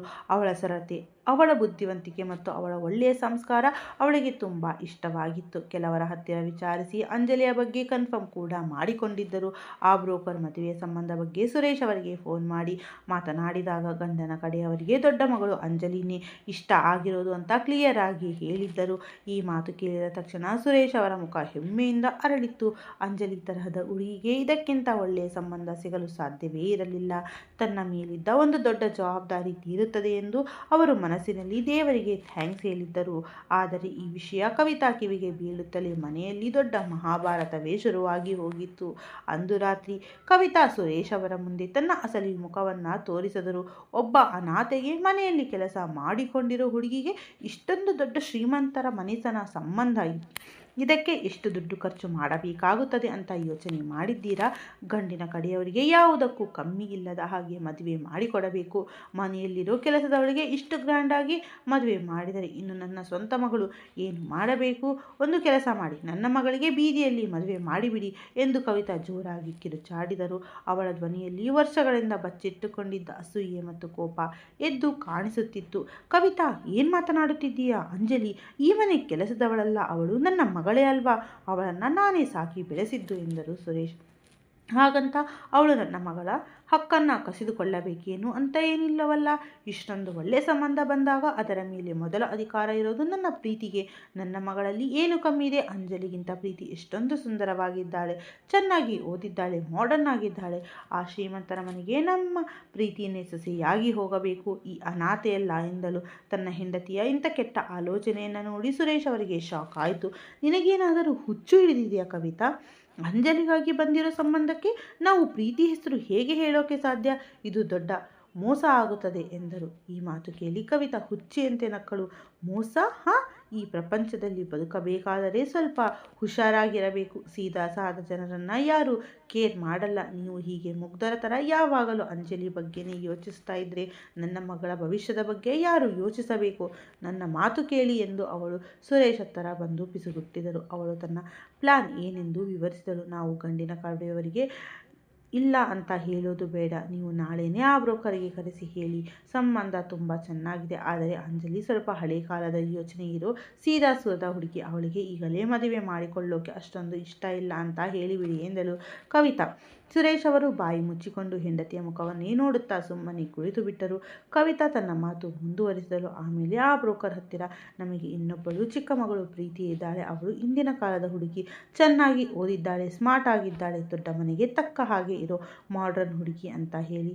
ಆಕಾಶ್ಗೆ ಪ್ರೀತಿಯನ್ನೇ ಕರೆಕ್ಟ್ ಆದ ಜೋಡಿ ಆಗ್ತಾಳೆ ಅಂತ ನಮಗೆ ಅನಿಸುತ್ತೆ ಅಂತ ಹೇಳಿ ಎಂದಳು. ನೀವು ಒಂದು ಸಲ ಗಂಡಿನ ಕಡೆಯವರು ಪ್ರೀತಿನ ಬಂದು ನೋಡುವ ಹಾಗೆ ಅರೇಂಜ್ ಮಾಡಿ, ನಮ್ಮ ಪ್ರೀತಿ ವಜ್ರ ಚೂರು ಅಂತ ಅವರಿಗೆ ಹೇಳಿ. ಬೇಕಿದ್ದರೆ ಪ್ರೀತಿಯ ಹೊಸ ಫೋಟೋಗಳನ್ನು ಅವರಿಗೆ ಕಳುಹಿಸೋಣ. ಅವರು ಪ್ರೀತಿನ ನೋಡಿದ ಮೇಲೆ ಖಂಡಿತ ಅಂಜಲಿಯನ್ನು ಮರೆತು ಬಿಡುತ್ತಾರೆ ಎಂದಳು. ಸುರೇಶ್ ತಲೆ ಕೈ ಹೊತ್ತು ಕುಳಿತರು. ಕವಿತಾ, ಇದು ಮಹಾಪಾಪ. ನಾವು ಇತ್ತ ಅಂಜಲಿಗೂ ಅತ್ತ ಗಂಡಿನ ಕಡೆಯವರಿಗೂ ದ್ರೋಹ ಮಾಡ್ತಿದ್ದೀವಿ ಎಂದರು.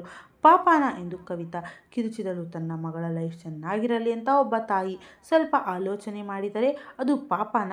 100 ಸುಳ್ಳು ಹೇಳಿಯಾದರೂ ಒಂದು ಮದುವೆ ಮಾಡು ಅಂತ ದೊಡ್ಡವರು ಹೇಳಿದ್ದಾರೆ. ನೀವು ನನ್ನ ಮಾತು ಕೇಳದಿದ್ದರೆ ನಾನು ಈಗಲೇ ವಿಷ ಕುಡಿದು ಸತ್ತು ಹೋಗ್ತೀನಿ. ಆಮೇಲೆ ನಿಮ್ಮ ಸ್ವಂತ ಮಗಳು ಮತ್ತು ಆ ಅನಾಥೆ ಇಬ್ಬರನ್ನ ನೀವೇ ನೋಡಿಕೊಳ್ಳಿ ಎಂದು ಬೆದರಿಸಿದಳು. ನನ್ನ ಮಗಳ ಹಕ್ಕನ್ನು ಕಿತ್ತುಕೊಂಡು ಈ ಮನೆಯಲ್ಲಿ ಇನ್ಯಾರು ಖುಷಿಯಾಗಿರಲು ನಾನು ಬಿಡಲ್ಲ ಎಂದು ಕವಿತಾ. ತುಂಬ ದಿನಗಳ ಕಾಲ ಮನೆಯಲ್ಲಿ ಇದೇ ಗಲಾಟೆ ನಡೆಯುತ್ತಿತ್ತು. ಕವಿತಾ ಊಟ ತಿಂಡಿ ಬಿಟ್ಟು ಸುರೇಶ್ ಅವರನ್ನು ಎಮೋಷ್ನಲಿ ಬ್ಲ್ಯಾಕ್ ಮೇಲ್ ಮಾಡಿ ಮಾನಸಿಕವಾಗಿ ಕಂಪ್ಲೀಟಾಗಿ ಕುಗ್ಗಿಸಿಬಿಟ್ಟರು. ಒಂದು ಕಡೆ ಹಠಮಾರಿ ಹೆಂಡತಿ, ಇನ್ನೊಂದು ಕಡೆ ಏನು ಅರಿಯದ ಮುಗ್ಧ ಅಂಜಲಿ. ಕೊನೆಗೆ ಮನೆಯದೆಯಲ್ಲಿ ನೆಮ್ಮದಿ ಇರಲಿ ಎಂಬ ಒಂದೇ ಕಾರಣಕ್ಕೆ ಸುರೇಶ್ ಅವರು ಹೆಂಡತಿ ಕೊಟ್ಟ ಪ್ಲ್ಯಾನ್ಗೆ ಒಪ್ಪಿಗೆ ಕೊಟ್ಟರು. ಶ್ಯಾಮ್ ಸುಂದರ್ ಅವರ ಫ್ಯಾಮಿಲಿಗೆ ಅಂಜಲಿಗೆ ಮದುವೆ ಇಷ್ಟ ಇಲ್ಲ, ಪ್ರೀತಿನೇ ನಿಮ್ಮ ಮನೆಗೆ ತುಂಬ ಸೂಟ್ ಆಗ್ತಾಳೆ ಅಂತ ಹೇಳಿದಾಗ ಅವರು ಕೂಡ ಒಪ್ಪಿಕೊಂಡರು. ಈ ರೀತಿ ದೊಡ್ಡ ಸುಳ್ಳಿನ ಮೇಲೆ ಒಂದು ಮದುವೆ ಸಂಬಂಧ ಅಡಿಪಾಯ ಬಿದ್ದಿತ್ತು. ಇವತ್ತು ಪ್ರೀತಿ ಓಡಿ ಹೋದ ಮೇಲೆ ಸುರೇಶ್ ಅವರಿಗೆ ತಾವೇ ಮಾಡಿದ ದ್ರೋಹದ ಅರಿವಾಗಿ ತಲೆ ತಗ್ಗಿಸಿ ಕುಳಿತರು. ಇದೆಲ್ಲ ತಾವು ಮಾಡಿದ ಕರ್ಮದ ಫಲವೇ, ಅದನ್ನೇ ಇವತ್ತು ಇಡೀ ಫ್ಯಾಮಿಲಿ ಅನುಭವಿಸುತ್ತಿದೆ ಎಂದು ಮನಸ್ಸಿನಲ್ಲಿಯೇ ಕೊರಗುತ್ತಿದ್ದರು. ಕವಿತಾ ಕೂಡ ಪಕ್ಕದಲ್ಲೇ ನೆಲದ ಮೇಲೆ ಕುಳಿತು ಅತ್ತು ಸುಸ್ತಾಗಿದ್ದರು. ಅಂಜಲಿ ಸದ್ದಿಲ್ಲದೆ ಅಡಿಗೆ ಮನೆಗೆ ಹೋಗಿ ಎಲ್ಲರಿಗೂ ಚಹಾ ಮಾಡಲು ಶುರು ಮಾಡಿದ್ದಳು. ಈ ಒಡೆದು ಹೋದ ಮನೆಯನ್ನು ಮತ್ತೆ ಸರಿಪಡಿಸುವ ಜವಾಬ್ದಾರಿ ತನ್ನ ಮೇಲೆಯೇ ಇದೆ ಎಂಬುದು ಅವಳು ಧೈರ್ಯ ತಂದುಕೊಂಡಳು. ಅಷ್ಟರಲ್ಲಿ ಯಾರೋ ಮತ್ತೆ ಬಾಗಿಲು ತಟ್ಟಿದ ಸೌಂಡ್ ಕೇಳಿತು. ಶ್ಯಾಮ್ ಸುಂದರ್ ಅವರು ಮತ್ತೆ ಯಾವುದೋ ಹೊಸ ಗಲಾಟೆ ಮಾಡುವುದಕ್ಕೋ ಅಥವಾ ಪೊಲೀಸರನ್ನು ಕರೆದುಕೊಂಡು ಬಂದಿರಬಹುದು ಎಂದು ಮನೆಯವರೆಲ್ಲರೂ ಹೆದರಿದ್ದರು. ಸುರೇಶ್ ಅವರಿಗೆ ಎದ್ದು ಹೋಗುವಷ್ಟು ತ್ರಾಣ ಇರಲಿಲ್ಲ. ಅಂಜಲಿ ಟೀ ಕಪ್ಗಳನ್ನು ಪಕ್ಕಕ್ಕಿಟ್ಟು ಬಾಗಿಲು ಕಡೆ ನಡೆದಳು. ಬಾಗಿಲು ತೆರೆಯುತ್ತಿದ್ದಂತೆ ಅವಳಿಗೆ ಒಂದು ಕ್ಷಣ ಶಾಕ್ ಆಯಿತು. ಎದುರುಗಡೆ ಮದುಮಗ ಆಕಾಶ್ ಒಬ್ಬನೇ ಬಂದು ನಿಂತಿದ್ದ. ಅವನ ಮುಖದಲ್ಲಿ ಯಾವುದೇ ಕೋಪ ಇರಲಿಲ್ಲ, ಬದಲಿಗೆ ಒಂದು ವಿಚಿತ್ರವಾದ ಗಾಂಭೀರ್ಯ ಮತ್ತು ಬೇಸರ ಎದ್ದು ಕಾಣುತ್ತಿತ್ತು. ಅವನ ಕಣ್ಣುಗಳಲ್ಲೂ ಆ ಮನೆಯವರ ಕಣ್ಣಲ್ಲಿರೋ ಅದೇ ಅವಮಾನ ಮತ್ತು ನೋವು ಸ್ಪಷ್ಟವಾಗಿ ಎದ್ದು ಕಾಣುತ್ತಿತ್ತು. ನಾನು ಒಳಗಡೆ ಬರಬಹುದಾ ಅಂತ ಆಕಾಶ್ ತುಂಬ ನಯವಾಗಿ ನಿಧಾನವಾಗಿ ಕೇಳಿದ. ಅಂಜಲಿ ಏನು ಮಾತನಾಡದೆ ಬನ್ನಿ ಹಾಗೆ ಪಕ್ಕಕ್ಕೆ ಸರಿದು ದಾರಿ ಬಿಟ್ಟಳು. ಆಕಾಶ್ ಮನೆ ಒಳಗಡೆ ಬಂದವನೇ ನೇರವಾಗಿ ಸುರೇಶ್ ಅವರ ಹತ್ತಿರ ಹೋದ. ಎರಡನೇ ಮಾತಿಲ್ಲದೆ ಅವರ ಪಕ್ಕದಲ್ಲೇ ನೆಲದ ಮೇಲೆ ಕುಳಿತುಕೊಂಡ.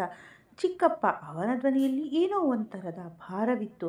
ನಡೆದಿದ್ದೆಲ್ಲ ತುಂಬ ತಪ್ಪು, ಆದರೆ ನೀವೇ ಹೀಗೆ ಧೈರ್ಯ ಕಳೆದುಕೊಂಡರೆ ಹೇಗೆ ಎಂದ ಸುರೇಶ್ ಶೂನ್ಯ ದೃಷ್ಟಿಯಿಂದ ಅವನ ಮುಖವನ್ನೇ ನೋಡಿದರು. ನಮ್ಮ ತಂದೆಗೆ ತುಂಬಾ ಕೋಪ ಬಂದಿದೆ. ಇಡೀ ಫ್ಯಾಮಿಲಿ ಶಾಕ್ನಲ್ಲಿದೆ. ಅವರ ಜಾಗದಲ್ಲಿ ಬೇರೆ ಯಾರೇ ಇದ್ದಿದ್ದರೂ ಹೀಗೇನೆ ಮಾಡ್ತಿದ್ರು.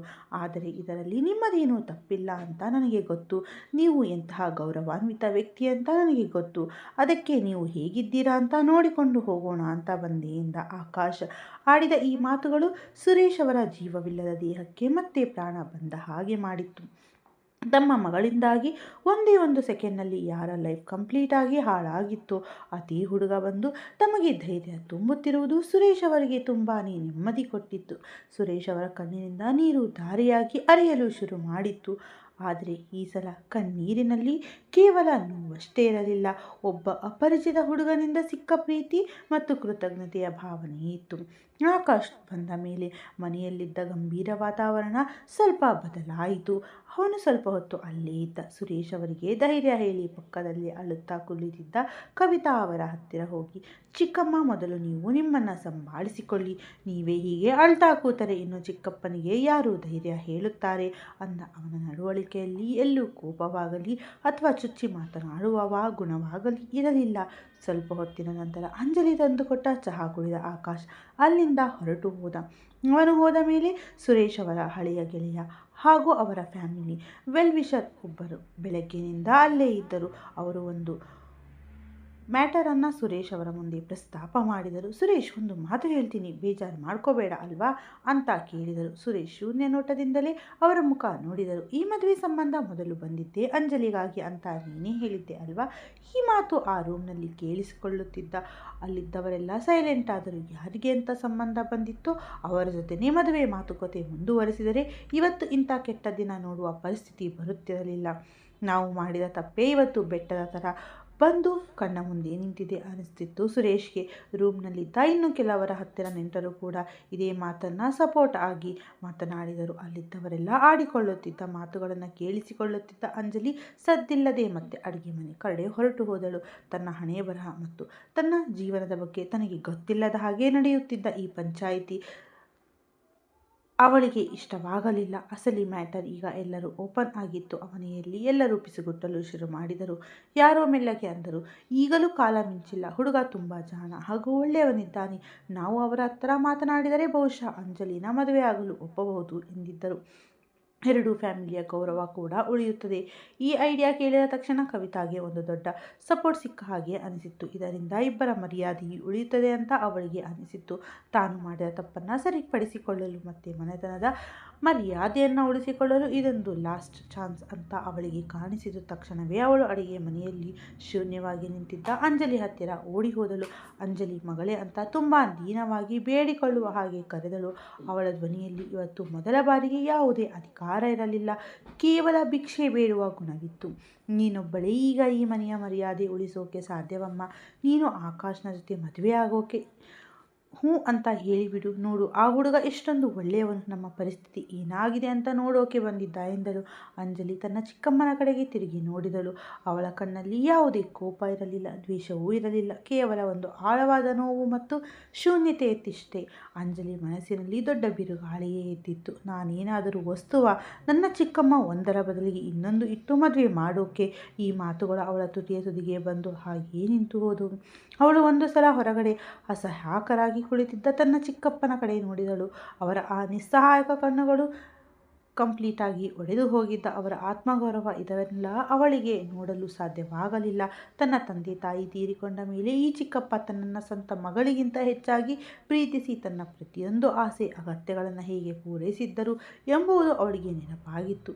ಇವತ್ತು ಅವಳು ತನ್ನ ಸೆಲ್ಫ್ ರೆಸ್ಪೆಕ್ಟ್ಗೆ ಹಠ ಹಿಡಿದು ಕೂತರೆ ಚಿಕ್ಕಪ್ಪ ಇನ್ನೂ ಪೂರ್ತಿ ಒಡೆದೇ ಹೋಗುತ್ತಾರೆ ಅಂತ ಅವಳಿಗೆ ಗೊತ್ತಿತ್ತು.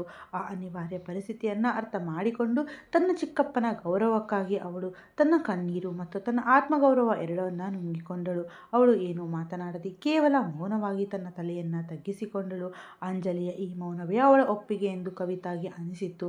ಇತ್ತ ಆಕಾಶ್ ತನ್ನ ಮನೆಗೆ ವಾಪಸ್ ಬಂದು ತಲುಪಿದ ತಕ್ಷಣ ಅಲ್ಲೂ ವಾತಾವರಣ ತುಂಬ ಸೀರಿಯಸ್ ಆಗಿತ್ತು. ಅವನ ತಂದೆ ಶ್ಯಾಮ್ ಸುಂದರ್ ಇಂದು ಸಿಟ್ಟಿನಲ್ಲಿಯೇ ಇದ್ದರು. ಸೊಸೈಟಿಯಲ್ಲಿ ಆಗಲಿರುವ ಅಪ್ರತಿಷ್ಠೆಯ ಬಗ್ಗೆಯೇ ಮಾತನಾಡುತ್ತಿದ್ದರು. ಆದರೆ ಆಕಾಶ್ ಮನಸ್ಸು ಮಾತ್ರ ಎಲ್ಲೋ ಇತ್ತು. ಅವನ ಕಣ್ಣು ಮುಂದೆ ಪದೇ ಪದೇ ಸುರೇಶ್ ಅವರ ಕಣ್ಣೀರು, ಕವಿತಾ ಅವರ ಪಶ್ಚಾತ್ತಾಪ ಮತ್ತು ಆ ಮನೆಯಲ್ಲಿ ಹರಿದಾಡಿದ ಸೂತಕದ ವಾತಾವರಣವೇ ಬಂದು ಹೋಗುತ್ತಿತ್ತು. ಆದರೆ ಈ ಎಲ್ಲ ಮುಖಗಳ ಮಧ್ಯೆ ಇನ್ನೊಂದು ಮುಖ ಅವನ ಮನಸ್ಸಿನಲ್ಲಿ ಅಳಿಸಲಾಗದ ಹಾಗೆ ಉಳಿದು ಬಿಟ್ಟಿತ್ತು. ಅದು ಅಂಜಲಿಯ ಮುಖ. ಅವನು ಸುರೇಶ್ ಅವರ ಮನೆಗೆ ಹೋದಾಗ ಆ ಇಡೀ ಮನೆಯಲ್ಲಿ ಹೇಗೆ ಚೆಲ್ಲಾಪಿಲ್ಲಿಯಾಗಿ ಹೋಗಿತ್ತು ಎಂಬುದು ನೋಡಿದ್ದ. ಆದರೆ ಅಂಜಲಿ ಒಬ್ಬಳೇ ಸೈಲೆಂಟಾಗಿ ಎಲ್ಲರನ್ನ ಒಟ್ಟಿಗೆ ಹಿಡಿದಿಡಲು ಪ್ರಯತ್ನಿಸುತ್ತಿದ್ದಾಳೆ ಎಂಬುದನ್ನು ಅವನು ಸೂಕ್ಷ್ಮವಾಗಿ ಗಮನಿಸಿದ್ದ. ಅಳುತ್ತಿದ್ದ ತನ್ನ ಚಿಕ್ಕಮ್ಮನನ್ನು ಅವಳು ಹೇಗೆ ಸಮಾಧಾನ ಮಾಡುತ್ತಿದ್ದಾಳೆ, ಅಸಹಾಯಕರಾಗಿ ಕುಳಿತಿದ್ದ ಚಿಕ್ಕಪ್ಪನಿಗೆ ಹೇಗೆ ಬೆನ್ನೆಲುಬಾಗಿ ನಿಂತಿದ್ದಾಳೆ ಮತ್ತು ಆ ಇಡೀ ಮನೆಯ ಜವಾಬ್ದಾರಿಯನ್ನು ತನ್ನ ಪುಟ್ಟ ಹೆಗಲ ಮೇಲೆ ಹೇಗೆ ಹೊತ್ತುಕೊಂಡಿದ್ದಾಳೆ ಎಂಬುದು ಅವನು ಕಣ್ಣಾರೆ ಕಂಡಿದ್ದ. ಆಕಾಶ್ ಜನರನ್ನು ಅಳೆಯುವಲ್ಲಿ ತುಂಬಾ ಜಾಣ. ಅವನು ಪ್ರೀತಿಯ ಫೋಟೋವನ್ನು ನೋಡಿದಾಗ ಅವಳು ಕೇವಲ ಸುಂದರವಾಗಿದ್ದಳು ಅಷ್ಟೇ. ಆದರೆ ಈ ಇಡೀ ಗಲಾಟೆಯ ಮಧ್ಯೆ ಅವನು ಅಂಜಲಿಯನ್ನು ನೋಡಿದಾಗ ಅವಳ ಅಸಲಿ ಬ್ಯೂಟಿ ಏನು ಅಂತ ಅವನಿಗೆ ಅರ್ಥವಾಗಿತ್ತು. ಅವಳ ಸೌಂದರ್ಯ ಕೇವಲ ಹೊರಗಿನದ್ದಲ್ಲ, ಒಳಗಿನ ಸಂಸ್ಕಾರದ್ದು. ಅವಳ ಕಣ್ಣಲ್ಲಿ ಒಂದು ಮುಗ್ಧತೆ ಇತ್ತು, ಅವಳ ನಡವಳಿಕೆಯಲ್ಲಿ ಒಂದು ರೆಸ್ಪೆಕ್ಟ್ ಇತ್ತು ಮತ್ತು ಅವಳ ಸೈಲೆನ್ಸ್ನಲ್ಲಿ ದೊಡ್ಡ ಬಿರುಗಾಳಿಯನ್ನು ಎದುರಿಸುವ ಶಕ್ತಿ ಇತ್ತು. ತಮ್ಮ ಫ್ಯಾಮಿಲಿಗೆ ಬೇಕಾಗಿರುವ ಸಂಸ್ಕಾರವಂತ ಸೊಸೆ ಪ್ರೀತಿಯಲ್ಲ, ಅಂಜಲಿನಿ ಅಂತ ಅವನಿಗೆ ಸ್ಟ್ರಾಂಗ್ ಆಗಿ ಅನಿಸಿತ್ತು. ಪ್ರೀತಿಯ ಈ ಚೀಟಿಂಗ್ ಮೂಲಕವೇ ವಿಧಿ ತನ್ನನ್ನು ಕರೆಕ್ಟಾದ ಹುಡುಗಿ ಹತ್ತಿರ ಕರೆದುಕೊಂಡು ಬಂದು ನಿಲ್ಲಿಸಿದೆ ಅನ್ನೋ ವಿಷಯ ಅವನಿಗೆ ಅರ್ಥ ಆಯಿತು. ಅವನು ತನ್ನ ಮನಸ್ಸಿನಲ್ಲಿ ಒಂದು ಗಟ್ಟಿ ನಿರ್ಧಾರ ತೆಗೆದುಕೊಂಡ. ಮರುದಿನ ಬೆಳಗ್ಗೆ ಆಯಿತು. ಸುರೇಶ್ ಫ್ಯಾಮಿಲಿ ಇವತ್ತು ಏನಾಗುತ್ತೋ, ಗಂಡಿನ ಕಡೆಯವರು ಪೊಲೀಸ್ ಕಂಪ್ಲೇಂಟ್ ಕೊಡ್ತಾರೇನೋ ಅಂತ ತುಂಬಾ ಹೆದರಿಕೊಂಡು ಕೂತಿದ್ದರು. ಮದುವೆ ಫಿಕ್ಸ್ ಆಗಿದ್ದ ಮುಹೂರ್ತದ ಟೈಮಿಗೆ ಬಾಕಿ ಉಳಿದ ನೆಂಟರು, ಊರಿನ ಮುಖಂಡರೆಲ್ಲ ಬಂದ ಮೇಲೆ ಅವರಿಗೆ ಯಾವ ಮುಖ ತೋರಿಸುವುದು? ಕರೆಕ್ಟಾಗಿ ಅದೇ ಟೈಮ್ಗೆ ಶ್ಯಾಮ್ ಸುಂದರ್ ತನ್ನ ಇಡೀ ಫ್ಯಾಮಿಲಿ ಮತ್ತು ಊರಿನ ಕೆಲವು ದೊಡ್ಡ ಮನುಷ್ಯರ ಜೊತೆ ಮತ್ತೆ ಸುರೇಶ್ ಅವರ ಮನೆಯ ಬಾಗಿಲಿಗೆ ಬಂದು ನಿಂತರು. ನಿನ್ನೆ ಕೊಟ್ಟ ವಾರ್ನಿಂಗ್ ಥರಾನೇ ಏನೋ ಗಲಾಟೆ ಮಾಡಲು ಬಂದಿದ್ದಾರೆ ಅಂತ ಸುರೇಶ್ ಅಂದುಕೊಂಡರು. ಅವರಿಗಿದ್ದ ಅಲ್ಪ ಸ್ವಲ್ಪ ಧೈರ್ಯವು ಉಡುಗಿ ಹೋಗಿತ್ತು. ಆದರೆ ಶ್ಯಾಮ್ ಸುಂದರ್ ಮನೆಯೊಳಗಡೆ ಬಂದ ತಕ್ಷಣ ಅವರ ಮುಖದಲ್ಲಿ ನಿನ್ನೆ ಇದ್ದ ಆಕ್ರೌರ್ಯವಾಗಲಿ ಸಿಟ್ಟಾಗಲಿ ಇರಲಿಲ್ಲ. ಅವರು ಸುರೇಶ್ ಅವರ ಮುಂದೆ ಕೈ ಮುಗಿದು ನಿಂತುಕೊಂಡರು. ಸುರೇಶ್, ನಿನ್ನೆ ನಾನು ಸಿಟ್ಟಿನಲ್ಲಿ ನಿಮ್ಮ ಹತ್ತಿರ ತುಂಬ ಕಠಿಣವಾಗಿ ನಡೆದುಕೊಂಡೆ. ದಯವಿಟ್ಟು ನನ್ನನ್ನು ಕ್ಷಮಿಸಿಬಿಡಿ. ಇದರಲ್ಲಿ ನಿಮ್ಮದೇನೂ ತಪ್ಪಿಲ್ಲ. ಮಕ್ಕಳನ್ನು ಹೆರಬಹುದು ಅಷ್ಟೇ, ಆದರೆ ಅವರ ಹಣೆಬರಹವನ್ನು ನಾವು ಬರೆಯಲು ಸಾಧ್ಯವಿಲ್ಲ ಅಲ್ವಾ? ಆದರೂ ಆ ಹುಡುಗಿ ಮಾಡಿದ ಕೆಲಸಕ್ಕೆ ನಿಮ್ಮನ್ನು ನಾನು ದೂಷಿಸಿದೆ. ತಪ್ಪು ಮಾಡಿದೆ ಅಂತ ನನಗೆ ಆಮೇಲೆ ಅನಿಸಿತ್ತು ಎಂದರು. ಶ್ಯಾಮ್ ಸುಂದರ್ ಅವರ ಈ ಮಾತುಗಳನ್ನು ಕೇಳಿದ ಸುರೇಶ್ ಮತ್ತು ಅಲ್ಲಿದ್ದವರಿಗೆಲ್ಲ ಕಂಪ್ಲೀಟಾಗಿ ಶಾಕ್ ಆಯಿತು. ಅಷ್ಟರಲ್ಲಿ ಆಕಾಶ್ ಮುಂದೆ ಬಂದು ಹೀಗೆ ಹೇಳಿದ, ಚಿಕ್ಕಪ್ಪ, ನಡೆದು ಹೋದಿದ್ದನ್ನು ನಾವು ಬದಲಾಯಿಸಲು ಸಾಧ್ಯವಿಲ್ಲ, ಆದರೆ ಒಂದು ಹೊಸ ಅಧ್ಯಾಯವನ್ನು ಶುರು ಮಾಡಬಹುದು. ನಿನ್ನೆ ಇಲ್ಲಿಂದ ಹೋದ ಮೇಲೆ ನಾನು ತುಂಬಾ ಯೋಚನೆ ಮಾಡಿದೆ. ನಮ್ಮ ಫ್ಯಾಮಿಲಿಗೆ ತುಂಬ ಒಳ್ಳೆಯ ಸಂಸ್ಕಾರ ಇರೋ ಸೊಸೆ ಬೇಕು. ಆ ಸೊಸೆ ನಿಮ್ಮ ಮಗಳು ಪ್ರೀತಿಯಲ್ಲ, ನಿಮ್ಮ ಅಣ್ಣನ ಮಗಳು ಅಂಜಲಿ ಅಂತ ನನಗೆ ಅನಿಸಿದೆ ಎಂದ. ಈ ಮಾತು ಕೇಳಿ ಇಡೀ ರೂಮ್ನಲ್ಲಿ ಕಂಪ್ಲೀಟ್ ಸೈಲೆನ್ಸ್ ಆವರಿಸಿತ್ತು. ಕವಿತಾ ಮತ್ತು ಸುರೇಶ್ ಒಬ್ಬರ ಮುಖ ಒಬ್ಬರು ನೋಡಿಕೊಂಡರು. ಆಕಾಶ್ ತನ್ನ ಮಾತು ಮುಂದುವರಿಸಿದ, ಇದು ಈ ಟೈಮ್ನಲ್ಲಿ ಸ್ವಲ್ಪ ಮುಜುಗರ ತರಬಹುದು ಅಂತ ನನಗೆ ಗೊತ್ತು, ಆದರೆ ಈ ಕಷ್ಟದ ಸಮಯದಲ್ಲಿ ಅಂಜಲಿ ಇಡೀ ಫ್ಯಾಮಿಲಿಯನ್ನು ಹೇಗೆ ಹ್ಯಾಂಡಲ್ ಮಾಡಿದಳು ಅನ್ನೋದನ್ನು ನಾನು ನೋಡಿದ್ದೇನೆ. ಅದರಿಂದ ನನ್ನ ಮನಸ್ಸಿನಲ್ಲಿ ಅವಳ ಮೇಲಿನ ಗೌರವ ತುಂಬಾ ಜಾಸ್ತಿ ಆಗ್ತಿದೆ. ನಾನು ಈ ಮದುವೆಯನ್ನು ಯಾವುದೇ ಬಿಸ್ನೆಸ್ ಥರ ಅಥವಾ ಫೋರ್ಸ್ ಆಗಿ ಮಾಡಿಕೊಳ್ಳುತ್ತಿಲ್ಲ. ನಾನು ಅಂಜಲಿಯನ್ನೇ ಇಷ್ಟಪಟ್ಟಿದ್ದೀನಿ. ಅವಳು ನಿಮ್ಮ ಮಗಳು ಪ್ರೀತಿ ಜಾಗಕ್ಕೆ ಬರ್ತಾಳೆ ಅನ್ನೋ ಕಾರಣಕ್ಕೆ ನಾನು ಅವಳನ್ನು ಸೆಲೆಕ್ಟ್ ಮಾಡ್ತಾ ಇಲ್ಲ. ಬದಲಾಗಿ ಅವಳು ಮಾತ್ರವೇ ಈ ಮನೆಗೆ ನಿಜವಾದ ಸೊಸೆಯಾಗಲು 100ಕ್ಕೆ 100 ಯೋಗ್ಯಳು ಅನ್ನೋ ಕಾರಣಕ್ಕೆ ಇಷ್ಟಪಟ್ಟಿದ್ದೀನಿ ಎಂದ ಆಕಾಶ್. ಈ ಮಾತುಗಳನ್ನು ಕೇಳಿ ಸುರೇಶ್ ಅವರ ಕಣ್ಣಲ್ಲಿ ಕೃತಜ್ಞತೆಯ ನೀರು ತುಂಬಿ ಬಂತು. ಆದರೆ ಕವಿತಾಗೆ ಮಾತ್ರ ತಲೆಗೆ ಯಾರೋ ಹೊಡೆದ ಹಾಗೆ ಆಯಿತು. ತಾನು ಕೇವಲ ಗಾಜಿನ ಚೂರು ಅಂದುಕೊಂಡು ಮೂಲೆಗೆ ತಳ್ಳಿದ್ದ ಅಂಜಲಿ ಅನ್ನೋ ಅಸಲಿ ವಜ್ರದ ವ್ಯಾಲ್ಯೂ ಏನು ಅಂತ ಇವತ್ತು ಅವಳಿಗೆ ಸರಿಯಾಗಿ ಅರ್ಥ ಆಯಿತು. ಸುರೇಶ್ ಸ್ವಲ್ಪ ಹೊತ್ತು ಸೈಲೆಂಟಾಗಿ ನಿಂತರು. ಅವರ ಕಣ್ಣಿಂದ ಕಣ್ಣೀರು ಸುರಿಯುತ್ತಲೇ ಇತ್ತು. ಅವರು ನಡುಗುವ ಕಾಲ್ಗಳಲ್ಲಿ ಮೆಲ್ಲನೆ ಆಕಾಶ್ ಹತ್ತಿರ ಹೋದರು. ಅವನ ಮುಂದೆ ನಿಂತು ತಕ್ಷಣವೇ ಆಕಾಶ್ ಕಾಲಿಗೆ ಬಿದ್ದು ಬಿಟ್ಟರು. ಆಕಾಶ್, ನೀನು ಈ ಒಂದು ಮಾತು ಹೇಳಿ ನನ್ನ ಮತ್ತೆಗೆ ಜೀವ ಕೊಟ್ಟೆಯಪ್ಪ. ನನ್ನ ಗೌರವ, ನನ್ನ ಸರ್ವಸ್ವ ಎಲ್ಲವೂ ಹೋಯಿತು. ಇನ್ಮೇಲೆ ಬದುಕಿದ್ದು ಏನು ಲಾಭ ಅಂದುಕೊಂಡಿದ್ದೆ, ಆದರೆ ನಿನ್ನಿಂದಾಗಿ ಸಮಾಜದಲ್ಲಿ ನನಗೆ ಮತ್ತೆ ಅದೇ ಮರ್ಯಾದೆ ಸಿಕ್ಕಂತಾಯಿತು ಎಂದು ಬಿಕ್ಕಳಿಸಿದರು. ಆಕಾಶ್ ತಕ್ಷಣ ಕೆಳಗೆ ಬಾಗಿ ಅವರನ್ನು ಮೇಲಕ್ಕೆ ಎಬ್ಬಿಸಲು ಟ್ರೈ ಮಾಡ್ದ. ಬೇಡ ಚಿಕ್ಕಪ್ಪ, ಪ್ಲೀಸ್, ಹಾಗೆಲ್ಲ ಮಾಡಬೇಡಿ. ನೀವು ನನಗಿಂತ ವಯಸ್ಸಿನಲ್ಲಿ ತುಂಬಾ ದೊಡ್ಡವರು ಎಂದ. ಆದರೆ ಸುರೇಶ್ ಹೇಳಲೇ ಇಲ್ಲ. ಅವರು ಅಳುತ್ತಲೇ, ಇವತ್ತು ನೀನು ನನ್ನನ್ನು ಕಾಪಾಡಿಯೆದೆಯಪ್ಪ, ಇಲ್ಲದಿದ್ದರೆ ನಾನು ಈ ಸಮಾಜಕ್ಕೆ ಯಾವ ಮುಖ ತೋರಿಸಬೇಕಿತ್ತೋ ತಿಳಿಯುತ್ತಿರಲಿಲ್ಲ ಎಂದರು. ಆಗ ಶ್ಯಾಮ್ ಸುಂದರ್ ಮುಂದೆ ಬಂದು ಸುರೇಶ್ ಅವರನ್ನು ಮೇಲಕ್ಕೆ ಎಬ್ಬಿಸಿದರು. ಸುರೇಶ್, ನಮ್ಮ ಮನೆಗೆ ಇಂತಹದ್ದೇ ಸಂಸ್ಕಾರ ಇರೋ ಮಗಳು ಬೇಕಾಗಿತ್ತು. ವಿಧಿ ನಮಗೆ ಕರೆಕ್ಟಾದ ಹುಡುಗಿಯನ್ನು ತೋರಿಸಿದ್ದಕ್ಕೆ ನನಗೂ ತುಂಬ ಖುಷಿಯಾಗಿದೆ ಎಂದರು. ಸುರೇಶ್ ಕಣ್ಣೀರು ಒರೆಸಿಕೊಂಡು ಮನೆಯೊಳಗಡೆ ನೋಡಿದರು. ಅಂಜಲಿ ಮಗಳೇ, ಅಂಜಲಿ, ಒಂದು ಸಲ ಹೊರಗೆ ಬಾಮ್ಮ ಎಂದು ಕರೆದರು. ಅಡುಗೆ ಮನೆಯಲ್ಲಿ ನಿಂತು ಇಷ್ಟೊತ್ತು ಇದೆಲ್ಲವನ್ನ ಕೇಳಿಸಿಕೊಳ್ಳುತ್ತಿದ್ದ ಅಂಜಲಿ ಮೆಲ್ಲಗೆ ಹೊರಗಡೆ ಬಂದಳು. ಅವಳು ಕಣ್ಣುಗಳು ಕೆಳಗೆ ಬಿಟ್ಟಿದ್ದವು, ಅವಳ ಕೈಗಳು ನಡುಗುತ್ತಿದ್ದವು. ಸುರೇಶ್ ಅವರ ಕೈ ಹಿಡಿದುಕೊಂಡು, ಮಗಳೇ, ಆಕಾಶ್ ನಿನ್ನನ್ನು ಮದುವೆಯಾಗಲು ಇಷ್ಟಪಟ್ಟಿದ್ದಾನೆ ಎನ್ನುವಾಗ ಅವರ ಗಂಟಲು ತುಂಬಿ ಬಂದಿತ್ತು. ಇದು ಈ ಸಿಚುವೇಶನ್ನಲ್ಲಿ ನಿನಗೆ ಸ್ವಲ್ಪ ವಿಚಿತ್ರ ಅನಿಸಬಹುದು ಅಂತ ನನಗೆ ಗೊತ್ತು, ಆದರೆ ಅಂಜಲಿ, ಈಗ ಡಿಸಿಷನ್ ನಿನ್ನ ಕೈಯಲ್ಲಿದೆ. ನಿನಗೆ ಇಷ್ಟವಿಲ್ಲದಿದ್ದರೆ ಯಾವುದೇ ಬಲವಂತವಿಲ್ಲಮ್ಮ ಎಂದರು. ಅಂಜಲಿ ಒಂದು ಸಲ ತನ್ನ ಚಿಕ್ಕಪ್ಪನ ಕಡೆ ನೋಡಿದಳು. ಅವರ ಸುಸ್ತಾಗಿರೋ ಕಣ್ಣು, ಮುಖದಲ್ಲಿರೋ ಅಸಹಾಯಕತೆ ಇದೆಲ್ಲವನ್ನು ನೋಡಿ ಅಂಜಲಿ ಮನಸ್ಸು ತುಂಬಿ ಬಂತು. ಆಮೇಲೆ ಅವಳ ದೃಷ್ಟಿ ಆಕಾಶ್ ಕಡೆಗೆ ತಿರುಗಿತ್ತು. ಅವನ ಕಣ್ಣುಗಳಲ್ಲಿ ಅವಳಿಗೆ ತನ್ನ ಮೇಲಿರುವ ರೆಸ್ಪೆಕ್ಟ್ ಮತ್ತು ಒಂದು ನಿಜವಾದ ಪ್ರೀತಿಯ ಭಾವನೆ ಮಾತ್ರವೇ ಕಾಣಿಸುತ್ತಿತ್ತು.